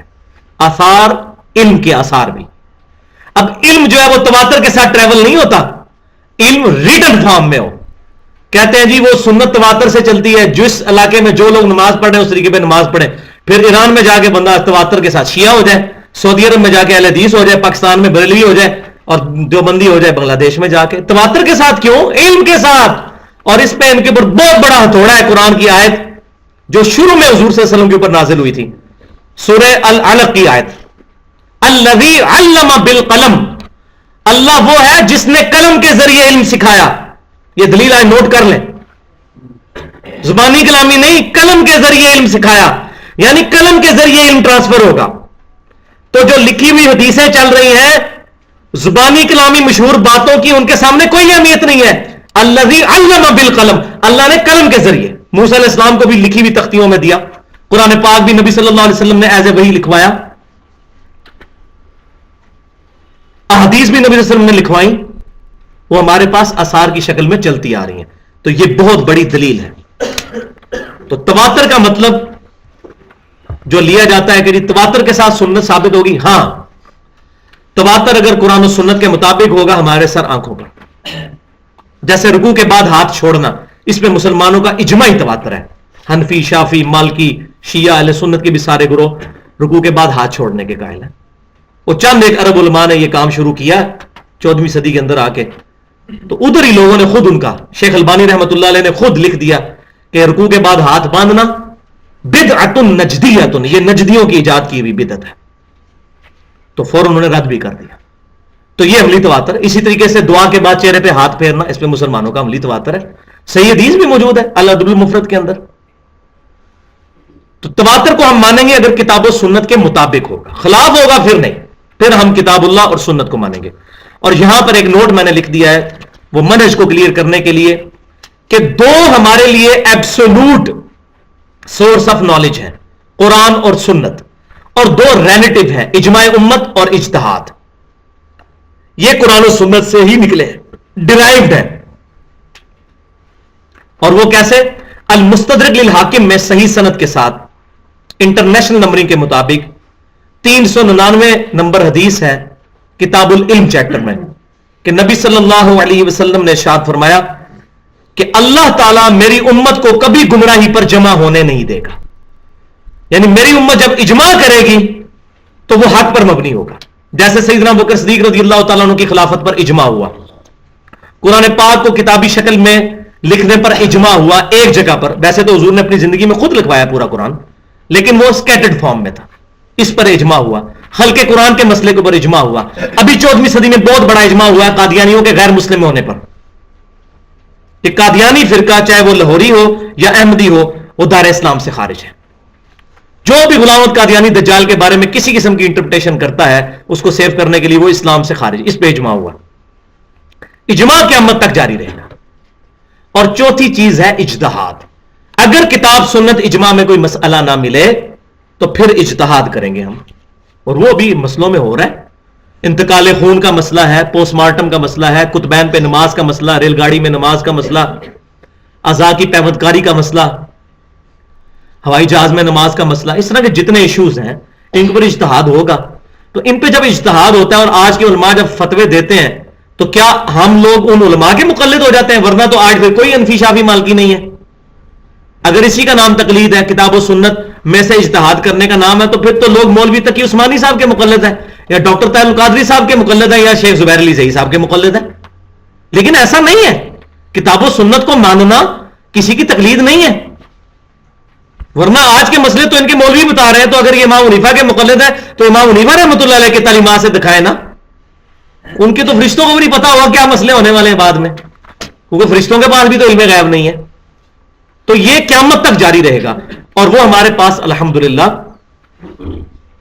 المصنف ابن ابی شیبہ میں انٹرنیشنل نمبرنگ کے مطابق کتاب البیوع چیپٹر میں 22,990 نمبر اثر موجود ہے. سیدنا عمر رضی اللہ تعالیٰ عنہ کہتے ہیں جب بھی کوئی مسئلہ درپیش آئے پہلے کتاب اللہ میں دیکھو، کتاب اللہ میں نہ ملے پھر سنت رسول میں دیکھو، سنت رسول صلی اللہ علیہ وسلم میں نہ ملے پھر اجماع میں تلاش کرو، اور اگر اجماع میں بھی نہ ملے تو پھر اجتہاد کرو. مقلد نہ ہو جاؤ، اجتہاد کرو، اجتہاد کرو. تو علماء سے مسئلے پوچھنا ان کی تقلید نہیں ہوتا، ان کو بتائیں کتاب سنت اجماع میں کیا لکھا ہوا ہے. باقی اجتہاد تو اپنی سچویشن پہ ہوگا. تو یہ اس طرح ترتیب. تو اہل سنت اور اہل بدعت کا کیا اختلاف ہے؟ اہل بدعت اپنے مولویوں کے اجتہاد کو پہلے نمبر پہ لے آتے ہیں، جبکہ اہل سنت اصحاب الحدیث کا یہ منہج ہے کہ پہلے قرآن، پھر سنت، پھر اجماع اور پھر اجتہاد. اور اجماع کبھی بھی کتاب و سنت کے خلاف نہیں ہوگا، کیونکہ حضور نے فرمایا کہ میری امت گمراہی پہ جمع ہی نہیں ہوگی صلی اللہ علیہ وسلم. تو یہ میں نے یہاں پر ایشو کو ایڈریس کرنا ضروری سمجھا. اب چھٹا ٹاپک، قرآن حکیم سے ہدایت حاصل کرنے کے لیے بنیادی 3 شرطیں ہیں. نمبر 1 کوشش کرنا، نمبر 2 بات متوجہ ہو کر سننا، اور نمبر 3 اپنی عقل استعمال کرنا، انٹلیکٹ استعمال کرنا. اس کے ثبوت پہ کچھ آیات ہیں. آیت نمبر 20 والذین جاہدوا فینا لنہدینہم سبلنا، سورۃ العنکبوت آیت نمبر 69. جو لوگ ہماری راہ میں کوشش کریں گے ہم اپنی راہیں ان کے لیے کھول دیں گے. وَإِنَّ اللَّهَ لَمَعَ الْمُحْسِنِينَ، اور اللہ تعالیٰ نیکی کی روش اختیار کرنے والوں کے ساتھ ہے. ایک بار کو نیت کر کے نکلے تو صحیح، اللہ تبارک و تعالیٰ اس کو خود سیدھے راستے پر چلا دے گا. سلمان فارسی کہاں سے چلے؟ آتش پرست تھے، پھر یہودی ہوئے، پھر عیسائی ہوئے، پھر حضور کے قدموں تک پہنچ گئے صلی اللہ علیہ وسلم. کوشش تو کوئی کرے. آیت نمبر 21 سورہ صاد کی آیت نمبر 29، یہ بھی اہم ترین آیات میں سے ہے مولویوں کی کمر توڑنے کے لیے. کتاب انزلناہ، یہ وہ کتاب ہے جو اے محبوب صلی اللہ علیہ وسلم ہم نے آپ کی طرف نازل کی ہے، الیکا آپ کی طرف، مبارکن جو بابرکت ہے، لیدبروا آیاتہ تاکہ لوگ اس کی آیات کے اوپر غور و فکر کریں، ولیتذکر اولو الالباب اور عقل والے اس میں سے نصیحت حاصل کریں. عقل والوں سے مراد مولوی نہیں ہے، ہر انسان جس کے پاس عقل ہے. کیوں کہ بخاری مسلم کی متول حدیث ہے کہ جس کی عقل نہیں ہے اس کی اکاؤنٹیبلٹی کوئی نہیں ہونی. تو اگر عقل والے صرف مولوی ہیں پھر تو ہماری موجیں لگ گئی. اگر مولوی سے مراد اپنے آپ کو لے رہا ہے پھر تو سارے ہم جنتی ہیں، ہمارے پہ تو گرفت ہی کوئی نہیں ہے. تو اگر ہم بھی مراد ہیں تو پھر مولوی کی اجارہ داری نہیں ہے اس مسئلے میں، پھر ہر بندہ عقل استعمال کرے گا کتاب و سنت کے دائرے کے اندر. تو قرآن پاک جو باطل نہیں داخل ہو سکتا. کوئی مولوی کا لبادہ پکڑی اور داڑھی اور تسبیح پکڑ کے ہاتھ میں مولوی کا لبادہ اوڑھ کے بھی قرآن میں داخل نہیں ہو سکتا. پکڑا جائے گا، وہ کہیں نہ کہیں سے پکڑا جائے گا. آیت نمبر 22 سورہ قاف کی 37 نمبر آیت، ان فی ذلک لذکری، بے شک اس میں ہے نصیحت، لمن کان لہ قلب، یا تو اس شخص کے لیے جس کا ضمیر مردہ نہ ہوا ہو، اس کے لیے. اور اگر ضمیر مردہ ہو چکا ہے، او القى السمع وهو شہید، تو یا پھر دوسری کیٹیگری کا بندہ ہے، تو بات متوجہ ہو کر سنے، کان لگا کر، تو اس کے لیے بھی ہدایت ہوگی. پہلے کی مثال سیدنا ابوبکر ہے، دوسرے کی مثال سیدنا عمر ہے. سیدنا ابوبکر صدیق رضی اللہ تعالیٰ عنہ پر دعوت پیش کی گئی، فوراً قبول کر لی. سیدنا علی پر دعوت پیش کی گئی، فوراً قبول کر لی. سیدہ خدیجہ کے اوپر دعوت پیش کی گئی، فوراً قبول کر لی. کیوں؟ لمن کان لہ قلب، ان کا دل مردہ نہیں تھا. انہوں نے زمانے جاہلیت میں بھی کبھی بت پرستی نہیں کی تھی. لیکن ایسا نہیں ہے کہ جس کا دل اگر زندہ نہیں ہے تو اس کو ہدایت نہیں. دوسری بات ہے او القسم وهو شہید, یا پھر وہ بات متوجہ ہو کر سن لے تو اس کو بھی ہدایت مل جائے گی. سیدنا عمر کو 6 سال لگے لیکن بات سمجھ آ گئی, سنتے رہے سمجھ آ گئی. جیسے مجھے بھی 31 سال لگے تو پھر بات سمجھ آ ہی جاتی ہے. آیت نمبر 23 سورۃ الانعام کی آیت نمبر 36, انما یستجیب الذین یسمعون, بے شک حق وہی قبول کرتے ہیں جو بات سن لیتے ہیں. والموتى یبعثهم اللہ, اور مردوں کو تو اللہ ہی اٹھائے گا قیامت والے دن. ثم الیہ یرجعون, پھر تمہارا لٹایا جانا اسی کی طرف ہوگا. یعنی یہ لوگ اصل میں مردہ ہیں جو بات سنتے نہیں ہیں, اور یہ کہتے ہیں قرآن حدیث ڈائریکٹ نہ پڑھیو گمراہ ہو جاؤ گے, نہ سنو وہ گل سنو ہی نہ, علی دی گل ہی نہ سنو, جڑا اتنے جانا گمراہ ہو جاتا ہے. تو اپنی باتیں ہم لوگ کر رہے ہوتے ہیں. ہم تو ڈاکی سے بھی کم حیثیت ہے, اپنے نبی کا پیغام کوشش کرتے ہیں لوگوں تک پہنچے صلی اللہ علیہ وسلم.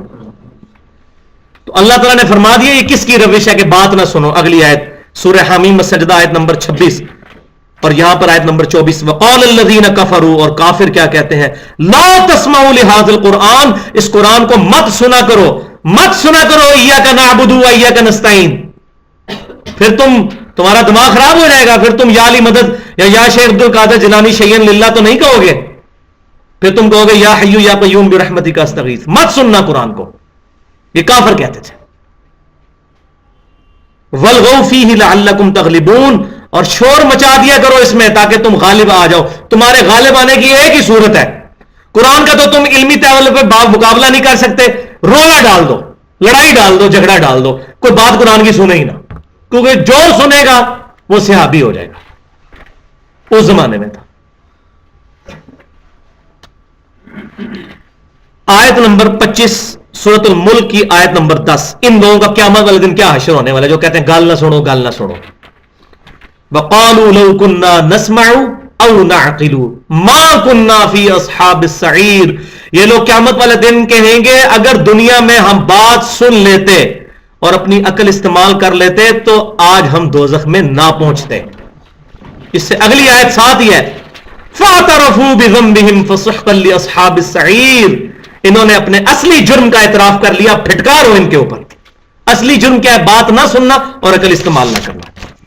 ٹاپک نمبر 7, قرآن حکیم کو چھوڑ کر کسی بھی اور کتاب کے ذریعے دین اسلام کی دعوت اور تبلیغ اور جہاد اکبر ممکن ہی نہیں ہے. دعوت و تبلیغ اور جہاد اکبر کتاب اللہ. آیت نمبر 26 جو ٹائٹل آیت کے طور پہ میں نے بیان کی تھی, بسم اللہ الرحمن الرحیم, وَأُوحِيَ إِلَيَّ هَذَا الْقُرْآنُ لِأُنذِرَكُمْ بِهِ وَمَنْ بَلَغَ, سورۃ الانعام آیت نمبر 19. اے محبوب صلی اللہ علیہ وسلم آپ فرما دیجئے قرآن میرے پاس اس لیے وحی کیا گیا تاکہ میں اس کتاب کے ذریعے تمہیں تبلیغ کر دوں, تمہیں ڈر سنا دوں, جس تک یہ کتاب پہنچ جائے وہ بھی اس پر عمل کرے اور اسی کے ذریعے تبلیغ کرے. مولویوں کی لکھی ہوئی کتابوں کے ساتھ تبلیغ نہ کرے. یہاں کیا ہوا ہے, لوگوں نے مولویوں کی کتابیں پکڑا دی ہیں. ایک مکتبہ فکر نے فیضان سنت پکڑا دی ہے, دوسرے نے فضائل اعمال پکڑا دی ہے, تیسرے نے الرحیق المختوم پکڑا دی ہے, چوتھے نے 14 ستارے پکڑا دی ہوئی ہے. نام لینے کی ضرورت نہیں, آپ کو پتا ہے. اور کتاب اللہ پس پشت. آیت نمبر 27 سورہ قاف کی آیت نمبر 45, فذکر بالقرآن من یخاف وعید, اے محبوب صلی اللہ علیہ وسلم اس قرآن کے ذریعے لوگوں کو واعظ کریں, لوگوں کو تذکیر کریں, نصیحت اس کے لیے جو واقعی اللہ کی دھمکی سے ڈرتا ہے, وہ مان لے گا آپ کی بات. تو آپ صلی اللہ علیہ وسلم کا جمعے کا خطبہ یہی سورہ قاف ہوا کرتی تھی, 45 آیات ہر جمعے کا خطبہ. صحیح مسلم کتاب الجمعہ انٹرنیشنل نمبرنگ کے مطابق 2015 نمبر حدیث ہے, نبی صلی اللہ علیہ وسلم کی ہر جمعے کی تقریر سورہ قاف اس کتاب کے ذریعے آپ تبلیغ فرمایا کرتے تھے. آیت نمبر 28 سورۃ الفرقان کی آیت نمبر 52, فلا تطع الکافرین, اے محبوب صلی اللہ علیہ وسلم کافروں کی باتوں کی پرواہ مت کریں, وجاہدہم بہ جہادا کبیرا, اس کتاب کے ذریعے ان کے ساتھ بڑا جہاد کریں. سب سے بڑا جہاد کیا ہے؟ کتاب اللہ کے ساتھ جہاد. کتاب تو اس کی آخری سٹیج آئے گی نا, جس کا کتاب اللہ سے تزکیہ نفس ہوگا, عقائد کی اصلاح ہوگی, وہی قتال کے لیے بھی آمادہ ہوگا. تو کتاب اللہ کے ذریعے جہاد. اور یہ مکی صورت ہے، اور مکے کے اندر جہاد نہیں تھا اس وقت، قتال کی شکل نہیں تھی، تو آپ صلی اللہ علیہ وسلم نے اس کتاب کے ذریعے سب سے بڑا جہاد کیا. اور آیت نمبر 29 سورہ حمیم السجدہ کی 33 نمبر آیت، وَمَنْ أَحْسَنُ قَوْلًا مِّمَّنْ دَعَا إِلَى اللَّهِ، اس سے اچھی بات کس کی ہو سکتی ہے جو لوگوں کو اللہ کی طرف بلائے. اللہ کی طرف بلانا کیا ہے؟ کتاب اللہ کی طرف بلانا. وَعَمِلَ صَالِحًا، اور خود بھی نیک کام کرے، ورنہ دعوت الٹا بدنامی بن جائے گی. وَقَالَ إِنَّنِي مِنَ الْمُسْلِمِينَ، اور ان تمام چیزوں کے باوجود اپنے آپ کو کہے میں بھی عام مسلمان ہوں. شیخ الحدیث بڑے بڑے القابات دمے نہ لگا لے اپنے ساتھ، پروٹوکول نہ لینا شروع کر دے کہ قال اننی من المسلمین، میں بھی عام مسلمان ہوں، میرے اندر بھی کوئی لادہ سے کوئی ایسی چیز نہیں ہے، وہ میرے دو سینگ نہیں نکلے ہوئے کہ میرے سامنے لوگ ہاتھ باندھ کے کھڑے ہوں. اور نبی صلی اللہ علیہ وسلم اس کی پریکٹیکل مثال تھے. جب بھی صحابہ کرام علیہم رضوان کا کوئی معاملہ ہوتا تھا، بخاری مسلم اٹھا کے دیکھیں، غزوہ خندق کے موقع پر آپ صلی اللہ علیہ وسلم خود چٹانیں توڑ رہے تھے، بلکہ جو چٹان نہیں ٹوٹتی تھی وہ آپ صلی اللہ علیہ وسلم ہی آگے توڑتے تھے. اور صحابہ نے کہا الجو یا رسول اللہ، یا رسول اللہ بھوک، اپنی قمیضیں اٹھا کے بتائی پتھر باندھے ہوئے ہیں. نبی صلی اللہ علیہ وسلم نے اپنے مبارک کرتا اٹھایا، 2 پتھر باندھے ہوئے تھے. یہ ہے من احسن قولا ممن دعا الی اللہ، لوگوں کو اللہ کی طرف بلائے، وعمل صالحا، خود بھی نیک کام کرے، وقال اننی من المسلمین، اور پھر بھی کہے میں عام مسلمان ہوں، میں کوئی بہت بڑا جو بزرگ نہیں بن گیا. ٹاپک نمبر 8، قرآن حکیم سے دوری. یہ سب سے خطرناک ٹاپک ہے. یہ اکثر لوگ پوچھتے ہیں کہ لوگ کیوں نہیں قرآن و سنت کو پڑھ کے تو ہدایت قبول کرتے. یہ آ گیا جناب، مسئلہ حل کیا ہے اللہ تعالیٰ نے قرآن پاک میں. ٹاپک نمبر 8، قرآن حکیم سے دوری اور آخرت کی ناکامی کی اصل وجہ اپنے اپنے فرقوں کے بزرگوں کی اندھا دھند پیروی ہے. سیدھی سی بات ہے، اپنے اپنے فرقے کے بزرگوں کی. اس پہ ہمارا وہ پورا ریسرچ پیپر ہے، اندھا دھند پیروی کا انجام. تو اس کا انجام یہ ہونا ہے، یہ دیکھ لیں آپ قرآن پاک سے آیات. سورہ لقمان آیت نمبر 21 اور یہاں پر آیت نمبر 30، وَإِذَا قِيلَ لَهُمُ اتَّبِعُوا مَا أَنزَلَ اللَّهُ، اور جب ان سے کہا جاتا ہے کہ ایمان لے کر آؤ، پیروی کرو اس چیز کی جو تمہارے پاس اللہ کی طرف سے آئی ہے، کہتے ہیں قَالُوا بَلْ نَتَّبِعُ مَا وَجَدْنَا عَلَيْهِ آبَانَا، تو کہتے ہیں نہیں ہم تو اس کی پیروی کریں گے جس پر ہم نے اپنے بزرگوں کو پایا ہے، اپنے آباء و اجداد کو. بعض لوگ کہہ دیں گے کافروں کے بارے میں آتے ہیں، اچھا جی کافر شراب پیے تو اس کو سزا، مسلمان پیے تو شراب نہیں، شراب پینے میں اس کو سزا نہیں ملے گی، مسلمان کے لیے دگنی ہوگی. قرآن پاک تو رولز ہیں. یہ تو اسی طریقے سے ہے، کوئی کہے ٹریفک سگنل والا کہ یہ ٹریفک جو سگنل سرخ بتی پہ جو گاڑی چلا دے گا یہ عام بندے کے لیے ہے، میں چونکہ ٹریفک پولیس والا ہوں میں تو نکل سکتا ہوں. نہیں، صحیح بخاری مسلم کی متفق حدیث ہے، اگر میری بیٹی فاطمہ بھی چوری کرتی نا اس کے بھی ہاتھ کاٹے جاتے ہیں.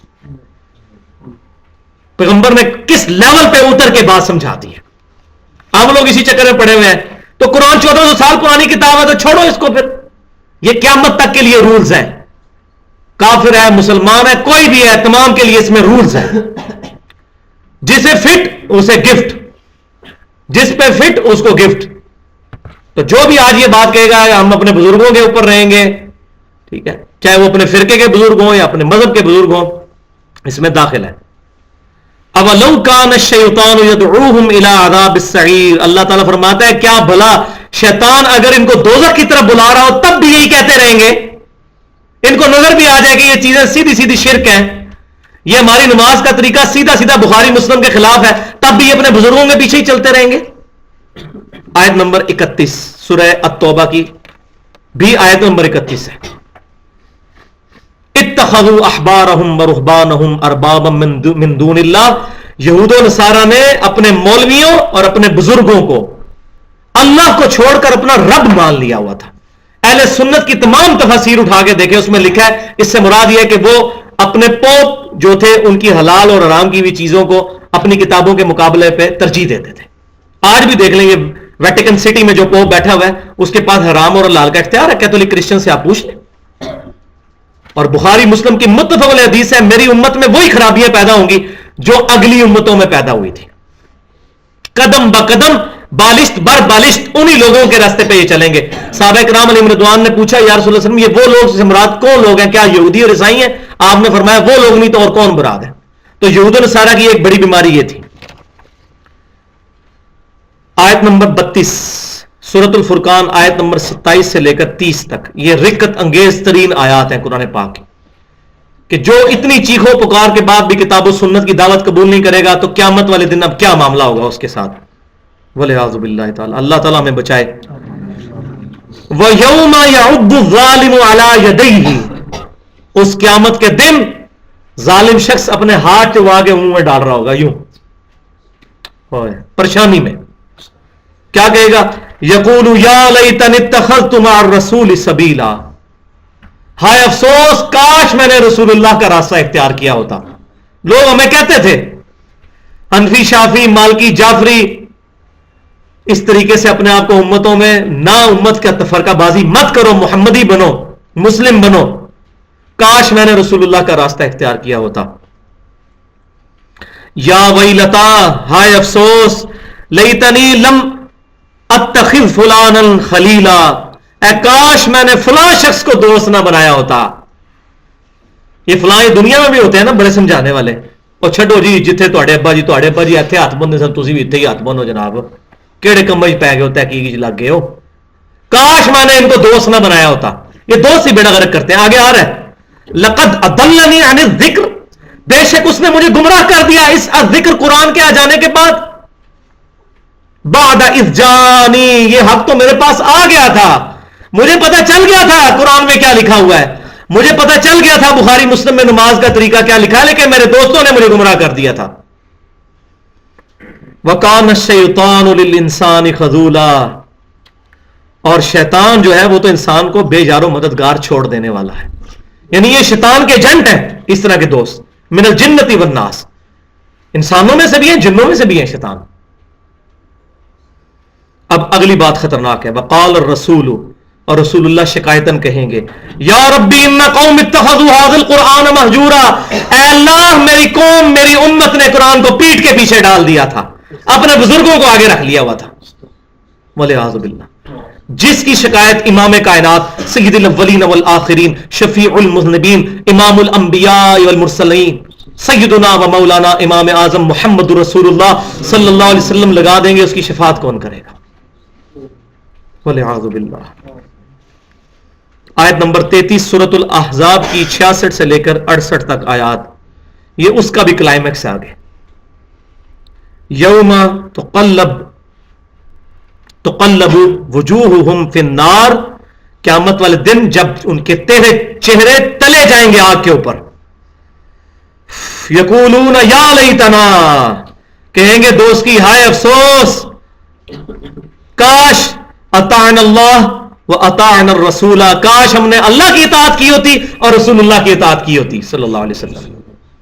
وقالو, اور کہیں گے ربنا, رب ہمارے, انا اطعنا سادتنا, بے شک ہم تو اپنے بزرگوں کے پیچھے چلتے رہے, سعادت مند بڑے بڑے جبے اور دستارے والے بزرگوں کے پیچھے.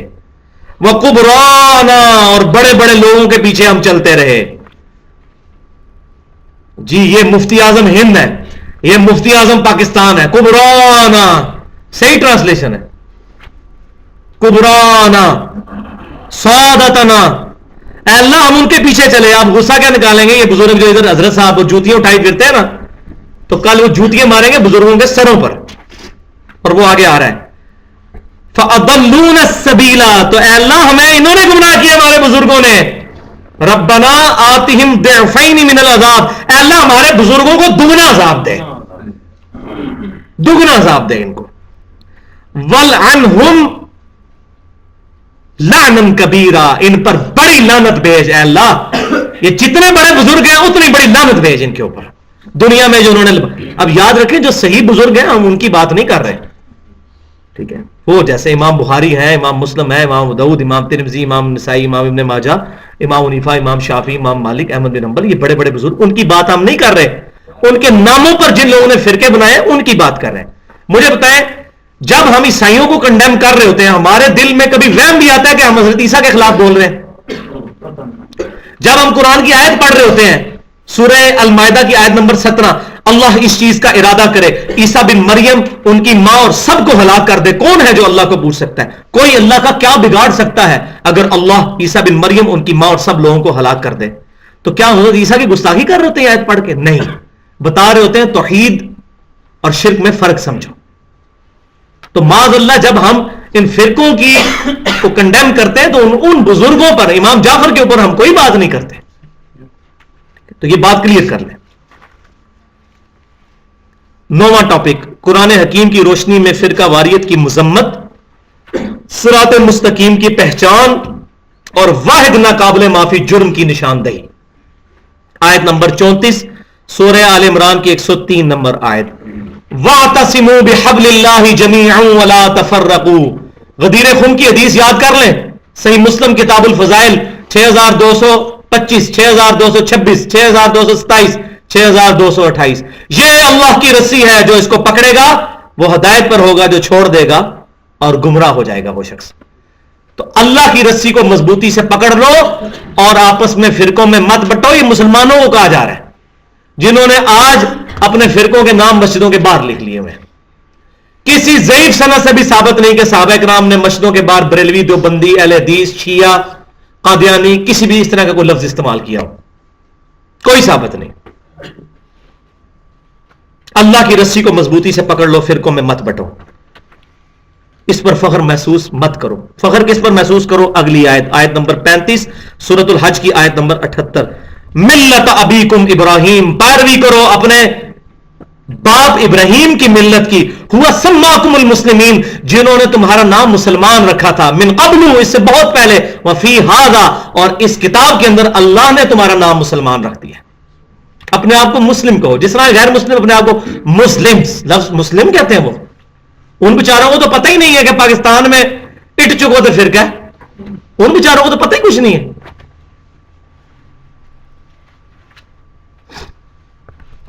آیت نمبر 36 سورۃ الانعام 159 نمبر آیت، بہت ڈینجرس ترین فتویٰ. ان الذین فرقوا دینہم، بے شک وہ لوگ جنہوں نے دین میں فرقے بنائے، وکانوا شیعا، اور اپنے آپ کو گروہوں میں بانٹ لیا، لست منہم فی شیء، اے محبوب صلی اللہ علیہ وسلم آپ کا تو ان کے ساتھ کوئی تعلق نہیں ہے. انما امرہم الی اللہ، ان کا معاملہ اللہ کے سپرد. بڑی دھمکی ہے اس کے اندر، نبڑ لائیں گے انہوں، اللہ دے سپرد کر دو، چمڑی لاؤں گے انہوں دی. انما امرہم الی اللہ، ان کا معاملہ اللہ کے سپرد. ثم ینبئہم بما کانوا یفعلون، پھر اللہ ان کو بتا دے گا جو انہوں نے کرتوت کیے تھے دنیا میں، فرقے بنا بنا کے اپنی روٹی چمکائی تھی. آیت نمبر 37 سورۃ الانعام کی 161 سے لے کر 163 تک آیت. یہ ہے ہمارا دین پورا ان 3 آیات کے اندر، 4 آیات میں. قل اننی ہدانی ربی الی صراط مستقیم، اے محبوب صلی اللہ علیہ وسلم آپ فرمائیے مجھے تو میرے رب نے راستہ دکھا دیا ہے سیدھا. دینا قیما ملت ابراہیم حنیفا، وہ دین جو بالکل سیدھا ابراہیم علیہ السلام کی ملت پر قائم ہے. وہ ملت کیا ہے؟ حنیفا، سب سے ٹوٹ کر ایک اللہ کا ہو جانے والا. حنیفہ، ایک حنیفہ ہے وہاں، وہ حنیفہ والا، وہ ہے آتی ہے اس کے اینڈ پہ، اس کے اینڈ پہ الف آتی ہے. یہ بعض لوگ ادھر سے کہتے ہیں یہ منفی ہیں، یہ نہیں ہے. وہ حنیفی بنے گا، پھر انفی نہیں بنتا، حنیفی بنے گا. اس میں ہے، اس میں الف ہے، زمین اسمان کا فرق ہے. بل ملت ابراہیم حنیفہ، ابراہیم علیہ السلام کی ملت پر جو سب سے ٹوٹ کر ایک اللہ کے ہو گئے تھے. وما کان من المشرکین، اور وہ شرک نہیں کرتے تھے.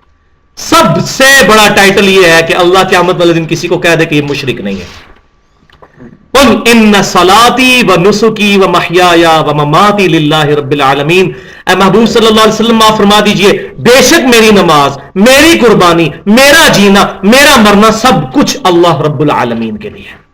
Total obedience to almighty Allah, لا شریک لہ، اور اس کا سب سے بڑا تقاضا میں اس کے ساتھ کسی کو شریک نہیں ٹھہراتا. وَبِذَالِكَ أُمِرْتُ، اور مجھے اسی بات کا حکم ہوا ہے، وَأَنَا أَوَّلُ الْمُسْلِمِينَ، کہ سب سے پہلے میں اپنے آپ کو کہوں میں مسلمان ہوں، مسلم ہوں. سب سے پہلا فرما بردار میں. نبی صلی اللہ علیہ وسلم. آیت نمبر 38 سورۃ الانعام کی آیت نمبر 153. وَأَنَّ هَذَا صِرَاطِي مُسْتَقِيمًا، اور بے شک یہ ہے میرا راستہ جو کہ سیدھا ہے. فَاتَّبِعُوهُ، تو اسی کی پیروی کرو. وَلَا تَتَّبِعُوا السُّبُلَ، ادھر ادھر کے راستوں کی پیروی مت کرو. فَتَفَرَّقُ بِكُمْ عَنْ سَبِيلِهِ، یہ راستے تمہیں اللہ کے راستے سے ہٹا دیں گے. ذَلِكَ وَصَّاكُمْ بِهِ لَعَلَّكُمْ تَتَّقُونَ، یہ ہے وہ چیز ذالکم وصاکم بہ لعلکم تتقون، جس کی اللہ تمہیں وصیت کرتا ہے اگر تم واقعی ڈرتے ہو آخرت کی جواب دہی سے. کیا وصیت ہے؟ صراط مستقیم، ایک راستہ. یہ کہتے ہیں چاروں یا پانچوں یا نہیں، ایک راستہ. صراط المستقیم صراط الذین انعمت علیہم، راستہ ان لوگوں کا جن پر تیرا انعام ہوا. راستے ان لوگوں کے نہیں ہیں، وہ راستہ ایک ہے، امام کائنات سیدنا محمد رسول اللہ صلی اللہ علیہ وسلم کا راستہ، جو تمام انبیاء کا راستہ ہے. اور اس میں مسند امام احمد میں صحیح حدیث موجود ہے. نبی صلی اللہ علیہ وسلم نے زمین پر ایک لکیر کھینچی، اس کے دائیں بائیں کچھ لکیریں کھینچی، فش بون ڈایاگرام بنائی، پھر آپ صلی اللہ علیہ وسلم نے درمیانی لکیر پر یوں ہاتھ پھیرا ہوا فرمایا یا تلاوت کی وَأَنَّ هَذَا صِرَاطِي مُسْتَقِيمًا، یہ ہے میرا راستہ جو کہ سیدھا ہے، اس کی پیروی کرو، ادھر ادھر کے راستوں کی پیروی مت کرو، تمہیں رائے راست سے ہٹا دیں گے. اس کی اللہ تعالیٰ تمہیں وصیت کرتا ہے. حضور بھی فرما گئے میرا ایک ہی راستہ ہے. اور یہ سارے راستے حضور تک ہی جاتے ہیں، انفی، قادری، چشتی، مالکی، سہروردی. او بھائی ایک راستہ ہی نبی صلی اللہ علیہ وسلم تک جاتا ہے. اگر یہ راستے بنانے ہوتے نا تو پہلے 4 راستے وہاں بنتے، ایک صدیقی ہوتا، ایک فاروقی ہوتا، ایک عثمانی ہوتا اور ایک علوی ہوتا. وہ تو 4 کوئی نہیں بنا کے گئے، یہ بعد میں راستے بنائے ہیں لوگوں نے. آیت نمبر 39 سورہ الزمر 65 نمبر آیت. وَلَقَدْ أُوحِيَ إِلَيْكَ وَإِلَى الَّذِينَ مِنْ قَبْلِكَ، اور بے شک اے محبوب صلی اللہ علیہ وسلم آپ پر اور آپ سے پہلے تمام انبیاء پر یہی وحی کی گئی تھی. لَإِنْ أَشْرَكْتَ، کہ اگر تم نے شرک کیا، لَيَحْبَطَنَّ عَمَلُكَ وَلَتَكُونَنَّ مِنَ الْخَاسِرِينَ، تو اللہ تعالیٰ تمہارے سارے اعمال اکارت کر دے گا اور تم خسارہ پانے والوں میں سے ہو جاؤ گے. یہ پروفٹس کو ایڈریس نہیں ہے، پروفٹ کے ذریعے امتوں کو ایڈریس ہے. ظاہر ہے پروفٹ کے لیے تو محال ہے کہ وہ شرک کریں، وہ تو خود توحید کی دعوت دینے آتے ہیں. آیت نمبر 40 سورۃ النساء کی آیت نمبر 116 میں بھی ہے اور 48 نمبر آیت میں بھی اسی کے قریب قریب الفاظ ہیں. ان اللہ لا یغفر ان یشرک بہ، بے شک اللہ تعالیٰ اس گناہ کو کبھی معاف نہیں کرے گا کہ اللہ کے ساتھ کسی نے شرک کیا. یہ آخرت کے دن کا ہے، دنیا میں معاف کر دے گا. سورۃ الفرقان کے آخری رکوع میں آیا کہ دنیا میں جو شرک سے توبہ کرے گا اللہ تعالیٰ اس کے گناہ بھی نیکیوں سے بدل دے گا، لیکن آخرت میں نہیں معاف کرے گا. لا تبدیل لکلمات اللہ، اگر کوئی کہے کہ اللہ چاہے تو قیامت الدین شرک بھی معاف کر سکتا ہے، وہ کافر ہو جائے گا، کیونکہ قرآن کی آیت کا انکار. لا تبدیل لکلمات اللہ. بخاری مسلم کی متفق علیہ حدیث ہے، جب حضور فرماتے ہیں شفاعت کرنے کے لیے میں بار بار دوزخ کی طرف جاؤں گا، آخری دفعہ جاؤں گا تو دوزخ کا دروازہ کہے گا یا رسول اللہ بس اب دوزخ میں صرف وہ لوگ ہیں جن کو قرآن نے روک رکھا ہے، وہ کبھی نہیں جائیں گے. قرآن نے کن کو روک رکھا ہے؟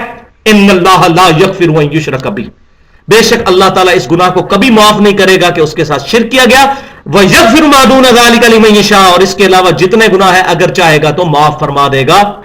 وَمَن يُشْرِكْ بِاللَّهِ، اور جس کسی نے اللہ کے ساتھ شرک کیا فَقَدْ ضَلَّ ضَلَالًا بَعِيدًا، وہ گمراہ ہو گیا اور گمراہی میں بھی دور جا پڑا. سورۃ الحج میں آتا ہے کہ اس مشرک کی مثال ایسی ہے کہ جس کے چیتڑے ہوائیں اڑا دیں، بکھیرتی پھرے. بولے اعوذ باللہ تعالی. 41 نمبر آیت سورۃ المائدہ کی آیت نمبر 72. انہ من یشرک باللہ، بے شک جو کوئی اللہ کے ساتھ شرک کرے گا فقد حرم اللہ علیہ الجنہ، تو بے شک اللہ تعالیٰ نے اس پر جنت حرام کر دی ہے. ومأواہ النار، اس کا ٹھکانہ دوزخ ہے. وما للظالمین من انصار، وہاں اس کا کوئی مددگار نہیں ہوگا. والعیاذ باللہ. حتیٰ کہ سید الاولین والآخرین شفیع المذنبین رحمت للعالمین سیدنا و مولانا امام اعظم محمد رسول اللہ صلی اللہ علیہ وسلم کی صحیح بخاری میں کتاب الدعوات چیپٹر میں، صحیح مسلم میں کتاب الایمان چیپٹر میں متفق علیہ حدیث ہے، اللہ تعالیٰ نے تمام انبیاء کو ایک ایک مقبول دعا دی تھی. ان نبیوں نے دنیا میں اپنی دعا کر لی، میں نے اپنی دعا اپنی امت کے لیے چھپا کے رکھی ہے. میں اس دعا کے ذریعے اپنی امت کی شفاعت کروں گا اور میری شفاعت سے میرے ہر امتی کو نفع پہنچے گا، سوائے اس شخص کے جس نے اللہ کے ساتھ کسی قسم کا شرک کیا ہوا. شرک is the most sensitive issue in the sight of Allah. اللہ کے حضور سب سے زیادہ حساس معاملہ شرک کا ہے. اب آخری ٹاپک آ گیا. یہ 9 ٹاپک کیوں لکھنے پڑے؟ یہ 10ویں گولی اصل میں ہضم کروانی تھی. یہ ترتیب کے ساتھ میں نے بات کی تھی. یہ 41 آیتیں پڑھیں گے تو تب یہ اگلی آیتیں ہضم ہوں گی. جو اس وقت امت کا سب سے بڑا مسئلہ بنا ہوا ہے شرک, اور ڈنڈورا پیٹا جا رہا ہے شرک ختم ہو گیا ہے, شرک ختم ہو گیا ہے, شرک ختم ہو گیا ہے. شرک ایک گروہ میں سے ختم ہوا ہے. صحابہ اکرام کو حضور نے فرمایا تھا مجھے اپنے بعد تم سے شرک کا خدشہ نہیں. بخاری مسلم کی متفق حدیث ہے. مگر مجھے یہ خطرہ ہے کہ تم دنیا کے مال میں پھنس جاؤ گے. تو حضور صلی اللہ علیہ وسلم کے صحابہ اکرام وہ تو 100% شرک سے محفوظ تھے. پھر ان کے پیٹرن پہ قیامت تک جو گروہ رہے گا وہ شرک سے محفوظ رہے گا. ورنہ بخاری اور مسلم کی متفق علیہ حدیث ہے کہ میری امت کا ایک گروہ قیامت تک حق پہ قائم رہے گا. اور جامعہ ترمذی اور ابو داؤد کی صحیح حدیث ہے کہ 72 فرقے میری امت کے دوزخ میں جائیں گے. ہمیشہ کے لیے دوزخ میں لے جانے والا عمل کون سا ہے؟ شرک. صحیح مسلم کتاب الجنائز میں حدیث موجود ہے, نبی صلی اللہ علیہ وسلم نے فرمایا جس مسلمان کے جنازے میں 40 ایسے مسلمان شریک ہو جائے جو اللہ کے ساتھ شرک نہ کرتے ہوں, اللہ تعالیٰ ان کی شفاعت قبول کر لے گا اس بندے کے حق میں. تو جنازہ ہندو پڑھتے ہیں آ کے, اس کے بعد کیا گنجائش رہ جاتی ہے؟ تو یہ 10واں ٹاپک کیا ہے؟ قرآن حکیم کی بنیادی دعوت غلبہ توحید ہے. اور اس میں 2 چیزیں, عبادت بھی صرف اللہ کی, اور عبادت کی اعلیٰ ترین شکل دعا صرف اللہ سے. ایاک نعبد, اے اللہ ہم صرف تیری عبادت کرتے ہیں, وہ ایاک نستعین, اور صرف تجھی سے دعا مانگتے ہیں, تجھی سے غائب میں مدد مانگتے ہیں. ظاہری اسباب اختیار کیے جا سکتے ہیں, وتعاونوا علی البر والتقوی, نیکی پرہیزگاری کے کاموں میں ایک دوسرے کی مدد کرو.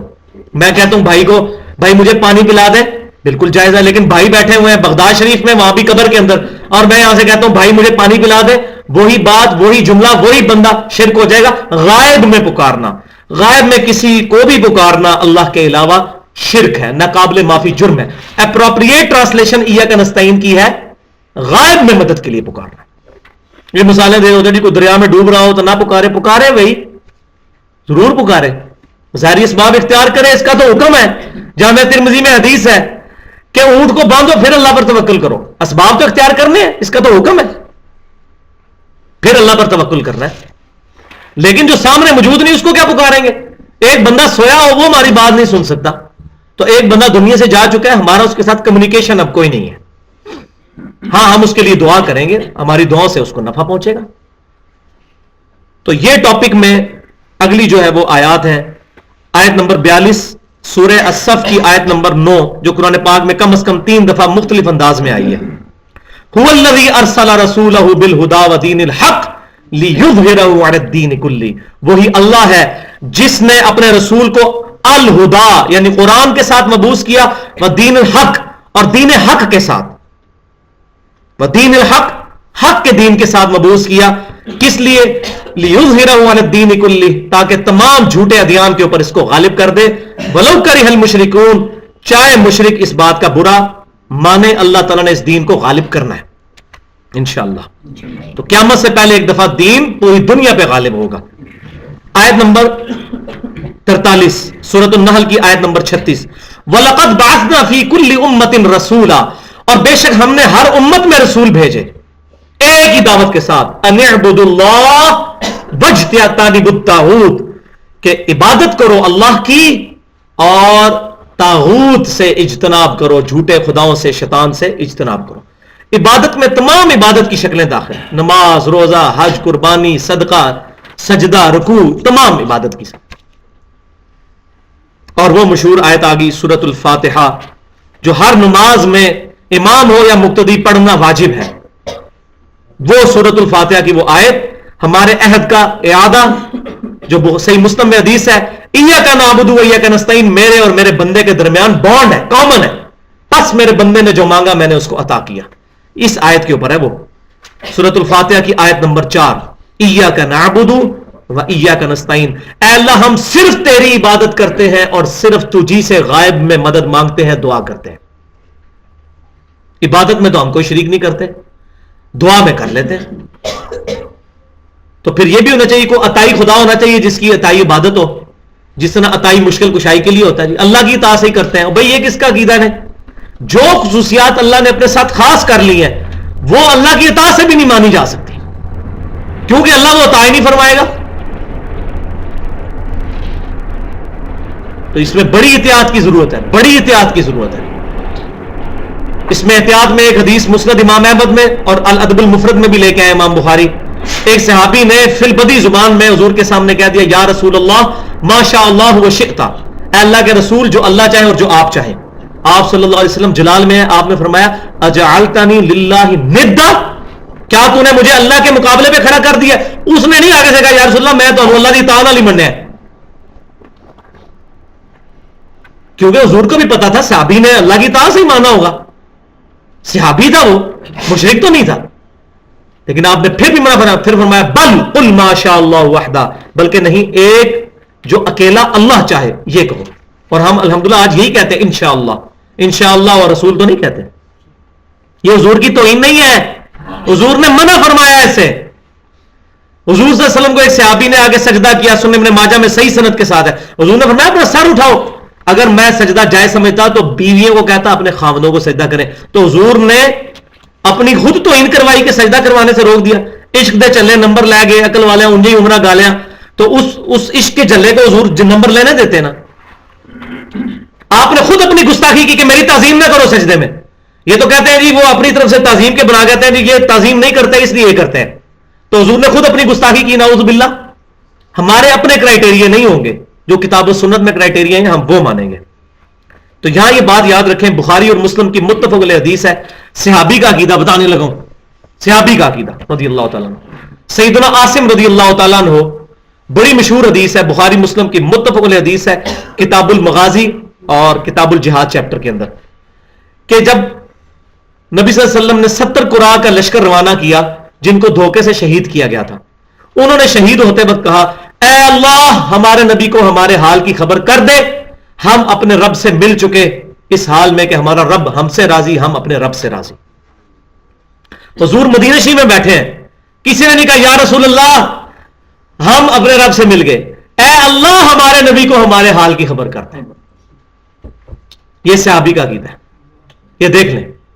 تو لگائے فتویٰ صحابی کے اوپر، ان کے دماغ میں اس طرح کے عقیدے نہیں تھے. یہ تو جو ہے یہ جو برصغیر پاک و ہند کی پیداوار ہے یہ عقیدے، یہ تو ٹرمنالوجی ہی کہیں موجود نہیں تھی جو آج ہمیں چیزیں ایڈریس کرنی پڑ رہی. یہی وجہ ہے کہ پرانے بزرگوں کی تفسیروں میں ہمیں مسئلہ علم غیب، مسئلہ حضر و ناظر، مسئلہ تقلید، یہ چیزیں اس طرح ملتی نہیں ہیں. یہ تو بعد کی شروع ہوئی بیماری ہیں، تو کیسے ملتی ہیں ہمیں پرانے بزرگوں میں؟ تو اللہ تبارک و تعالیٰ نے کلیئر کٹ فرما دیا. تو یہ بات یاد رکھے، اصل جھگڑا کیا ہے؟ غائب میں پکارنا شرک ہے. اختیار ہے یا نہیں اس پہ کوئی بحث نہیں ہے، اختیار ہو تب بھی پکارنا شرک. بارش کون برساتا ہے؟ اللہ. اختیار کس کو دیا ہوا ہے؟ فرشتوں کو. بارش اللہ سے مانگیں گے یا فرشتوں سے؟ اگر میں کہوں یا میکائیل بارش برسا دے، شرک ہو جائے گا. اللہ کے اذن سے برسا دے جو اللہ نے تجھے اذن دیا ہے، تب بھی شرک ہو جائے گا. کیوں؟ بخاری مسلم کی متفق علیہ حدیث ہے، نبی صلی اللہ علیہ وسلم نے استسقاء کی نماز سکھائی ہے اس کے لیے. لہذا یہ شرکیہ نعت ہے جو چل رہی ہے، نعت کے ہم دشمن نہیں. بخاری مسلم کی متفق علیہ حدیث ہے، سیدنا حسان بن ثابت حضور کے لیے نعتیں پڑھتے تھے، حضور نے ان کے لیے دعا فرمائی تھی صلی اللہ علیہ وسلم، اے اللہ روح قدس کے ذریعے ان کی مدد فرما.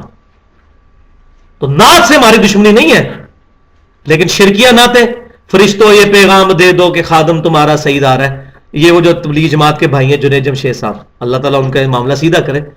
تو وہ اب وہ ان کا بھی کیا قصور؟ وہ مفتی سعید صاحب ہے، انہوں نے لکھ دی ہے کہ خادم تمہارا سعید آ رہا ہے. وہ کہتے ہیں مفتی صاحب نے لکھی ہے. یہ تو پتہ چلے گا نا کبرا نا سعادتنا کا کیا ہونے والا ہے. مفتی صاحب نے لکھ دی، مفتی صاحب کی قبر میں تو نہیں جانا. مفتی صاحب نے پکڑ کے سود کو اسلامک بینکاری کا نام دے دیا تو مفتی صاحب نے لکھی ہے، اب سود حلال ہو گیا. تو یہ بات نہیں ہے.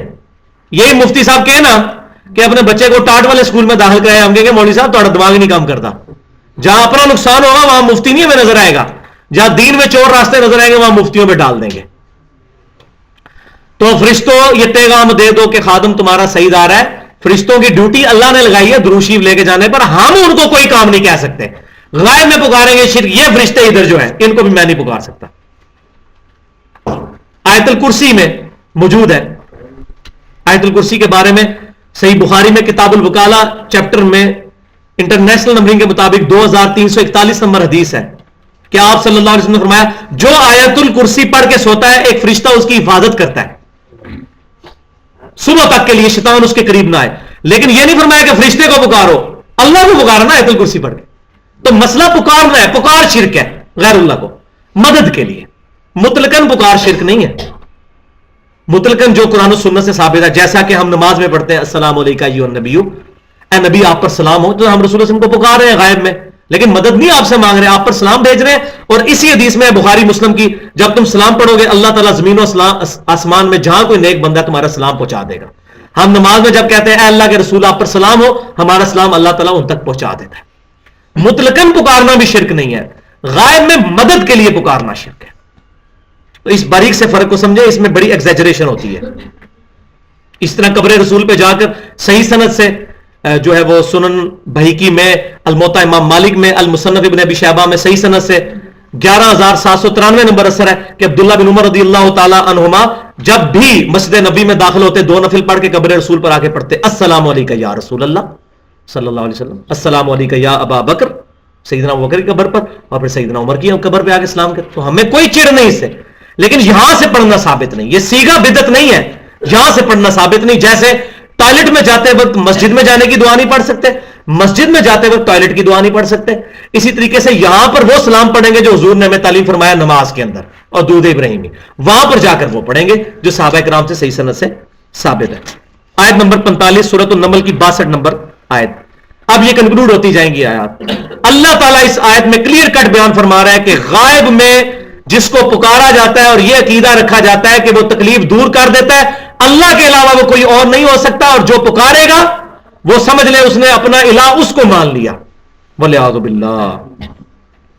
أَمَّن يُجِيبُ الْمُضْطَرَّ إِذَا دَعَاهُ, اور بھلا کون ہے جو بے قرار کی فریاد کو سنتا ہے, وَيَكْشِفُ السُّوءَ, اور دور کر دیتا ہے اس سے تکلیف کو, وَيَجْعَلُكُمْ خُلَفَاءَ الْأَرْضِ, اور تمہیں خلیفہ بناتا ہے زمین کے اندر, یعنی تمہارے ماں باپ مر جاتے ہیں پھر تمہیں سکونت دیتا ہے تمہارے بعد تمہاری اولاد کو. اللہ اکبر. الہ مع اللہ, کیا اللہ کے ساتھ کوئی اور الہ بھی ہے جو تمہاری تکلیف دور کر دے؟ قلیلا ما تذکرون, لیکن بڑے تھوڑے لوگ ہیں تم میں سے جو نصیحت حاصل کرتے, بہت کم بھی تم نصیحت حاصل کرتے ہو. تو اللہ کے علاوہ کسی کو غائب میں پکارنا گویا اس کو الہ بنانا ہے. یہ آپ دیکھ لیں, بہت کلیئر کٹ آیت ہے, یہ سب سے سخت آیت ہے غیر اللہ کو پکارنے میں پورے قرآن میں. وَإِذَا سَأَلَكَ عِبَادِي عَنِّي فَإِنِّي قَرِيبٌ, یہ آیت جو ہم نے پڑھی سورۃ النمل کی آیت نمبر 62 تھی. اب سورۃ البقرہ کی 186 نمبر آیت. وَإِذَا سَأَلَكَ عِبَادِي عَنِّي فَإِنِّي قَرِيبٌ, اور اے محبوب صلی اللہ علیہ وسلم جب میرے بندے آپ سے پوچھتے ہیں میرے بارے میں تو آپ فرما دیجئے میں تمہارے قریب ہوں. کتنا قریب ہوں؟ اجیب الدعوت الداعی اذا دعان, قبول کر لیتا ہوں پکارنے والے کی دعوت, اس کی دعا کو جب وہ مجھے پکارتا ہے. یہ میں نے کہا تھا میگنا کارٹا ہے انسانیت کا کہ کوئی شخص اپنے گھر میں بیٹھے ہوئے اپنے رب کو پکار سکتا ہے. ہاں اللہ کی حمد کرے, دروشی پڑھ کے پھر اللہ کو پکارے. جامعہ ترمذی میں انٹرنیشنل نمبرنگ کے مطابق 593 نمبر حدیث ہے کہ حمد اور درود کے بعد جو دعا مانگی جاتی ہے اللہ تعالیٰ اس کو قبول کرتا ہے. تو مانگے, لیکن کیا ہے ون وے ٹریفک نہ ہو. فَلْيَسْتَجِيبُوا لِي, ان کو بھی چاہیے کہ یہ بھی میری بات مانے, وَلْيُؤْمِنُوا بِي, اور مجھ پر ایمان لائے جیسا ایمان لانے کا حق ہے, لَعَلَّهُمْ يَرْشُدُونَ, تاکہ یہ رشد و ہدایت پا سکے. آیت نمبر 47 سورۃ المومن کی آیت نمبر 60. وَقَالَ رَبُّكُمْ ادعونی استجب لکم, اور تمہارے رب نے یہ وہی فرما دی ہے کہ مجھ سے دعا کرو میں قبول کروں گا. دعا کرنی ہے کس سے؟ اللہ سے. ان الذین یستکبرون عن عبادتی, یہاں دے دیں عبادت کا لفظ اللہ نے دعا پہ استعمال کر دیا ہے. بے شک جو لوگ میری عبادت سے تکبر کرتے ہیں, یعنی مجھ سے دعا نہیں مانگتے, سیدخلون جہنم داخرین، میں ان کو عنقریب دوزخ میں ذلیل و خوار کر کے داخل کر دوں گا. اور اس آیت میں دعا عبادت کہا گئی ہے، اور یہ میں اپنی طرف سے نہیں بات کر رہا، یہ آیت حضور نے تلاوت کی. جامعہ ترمذی، سنن نبی داؤد، سنن ابن ماجہ کی صحیح حدیث ہے. نبی صلی اللہ علیہ وسلم نے فرمایا الدعاء هو العبادہ، دعا ہی عبادت ہے، غائب میں پکارنا ہی اصل عبادت ہے. پھر حضور نے یہی آیت پڑھی، وقال ربکم ادعونی استجب لکم، یہ والی آیت آپ نے پڑھی، اور آپ نے اس آیت کو پڑھ کے دلیل کے طور پہ پیش کیا کہ دعا عبادت ہے. ایاک نستعین.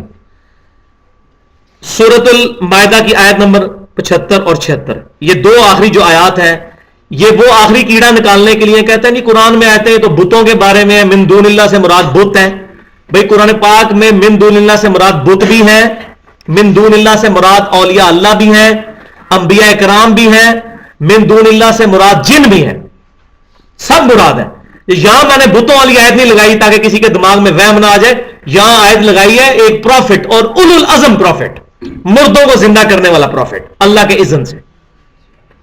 سورۃ المائدہ کی آیت نمبر 75 اور 76، مل مسیح ابن مریم الا رسول، عیسیٰ بن مریم تو نہیں تھے مگر ایک رسول ہی، قد خلت من قبلہ الرسل، بے شک ان سے پہلے اور رسول بھی گزرے ہیں، وامہ صدیقہ، اور ان کی ماں ایک سچی عورت تھی، کانا یاکلان الطعام، وہ دونوں کھانا کھایا کرتے تھے، روٹی کے محتاج تھے. اللہ روٹی کا محتاج نہیں ہے.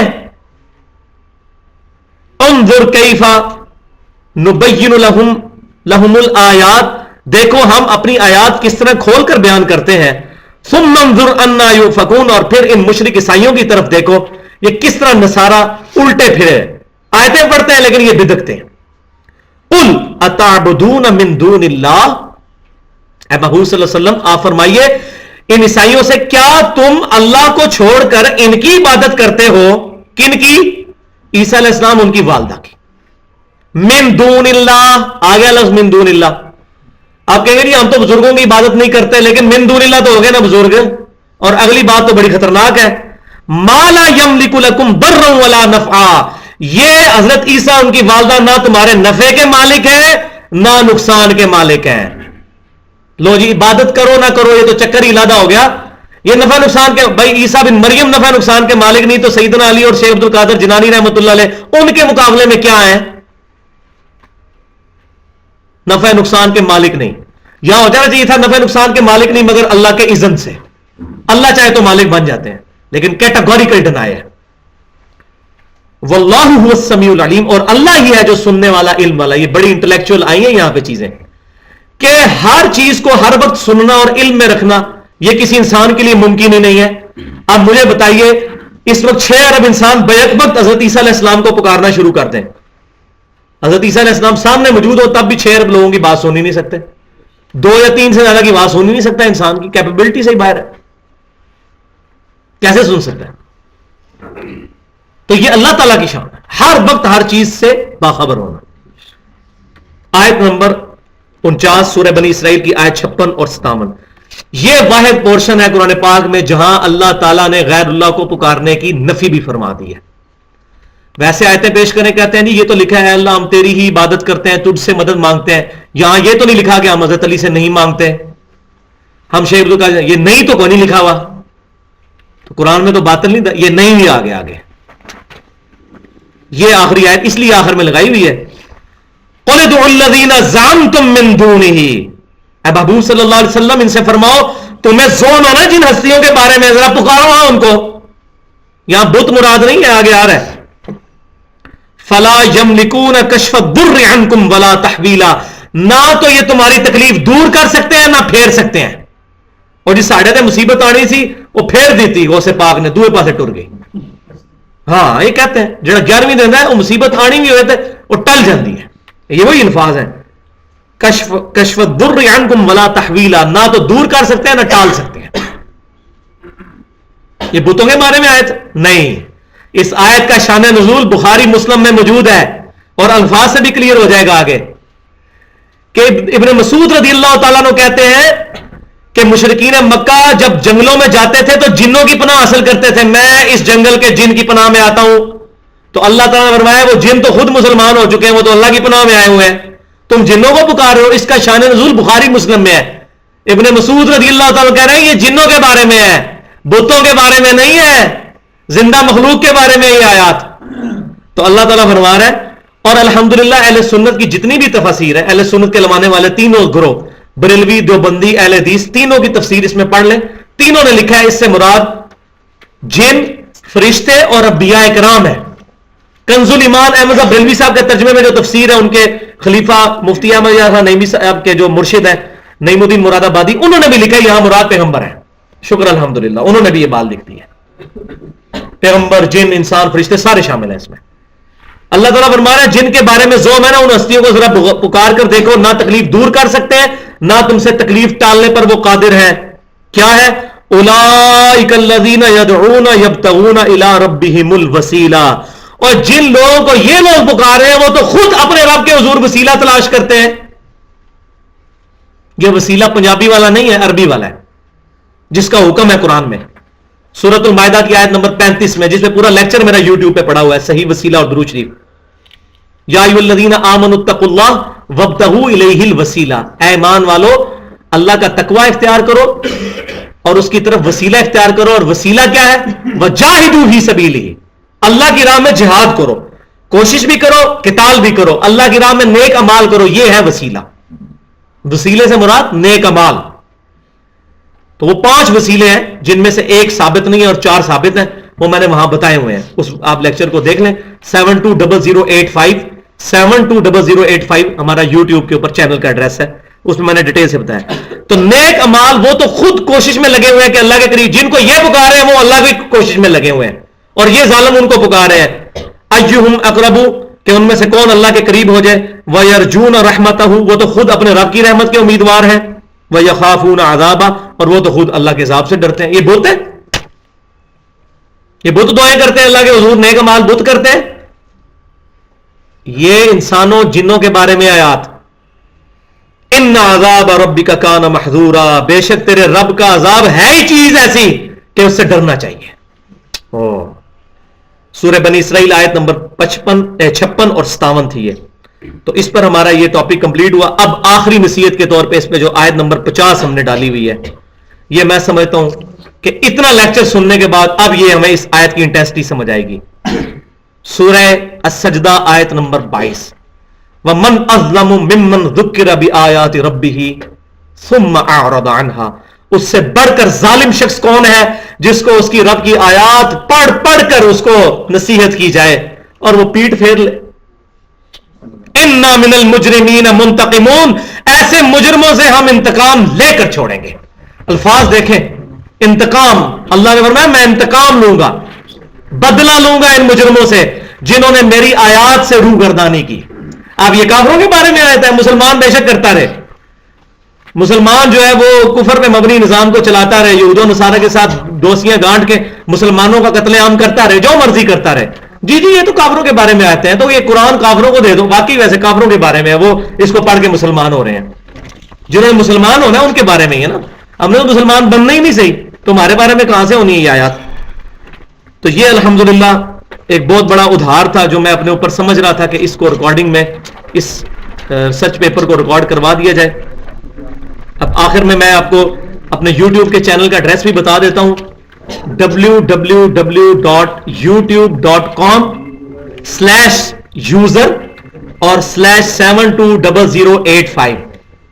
آپ گوگل میں بھی جا کے لکھیں 72085 چینل آن یوٹیوب 72085, تو ہمارے سارے لیکچرز وہاں پہ پڑے ہوئے ہیں. الحمدللہ وہ سارے لیکچرز آپ کو مل جائیں گے. اللہ تعالیٰ سے دعا ہے کہ آج یوم عرفہ کے دن, جو سعودی عرب کے مطابق آج دن تھا اور ہماری بھی الحمدللہ رات شروع ہو چکی ہے, جو ہم نے یہ درس سنا, ہمیں یوم عرفہ والا جو درد ہے حضور صلی اللہ علیہ وسلم کا, یہ دعوت قرآن امت تک پہنچانے کی توفیق عطا فرمائے.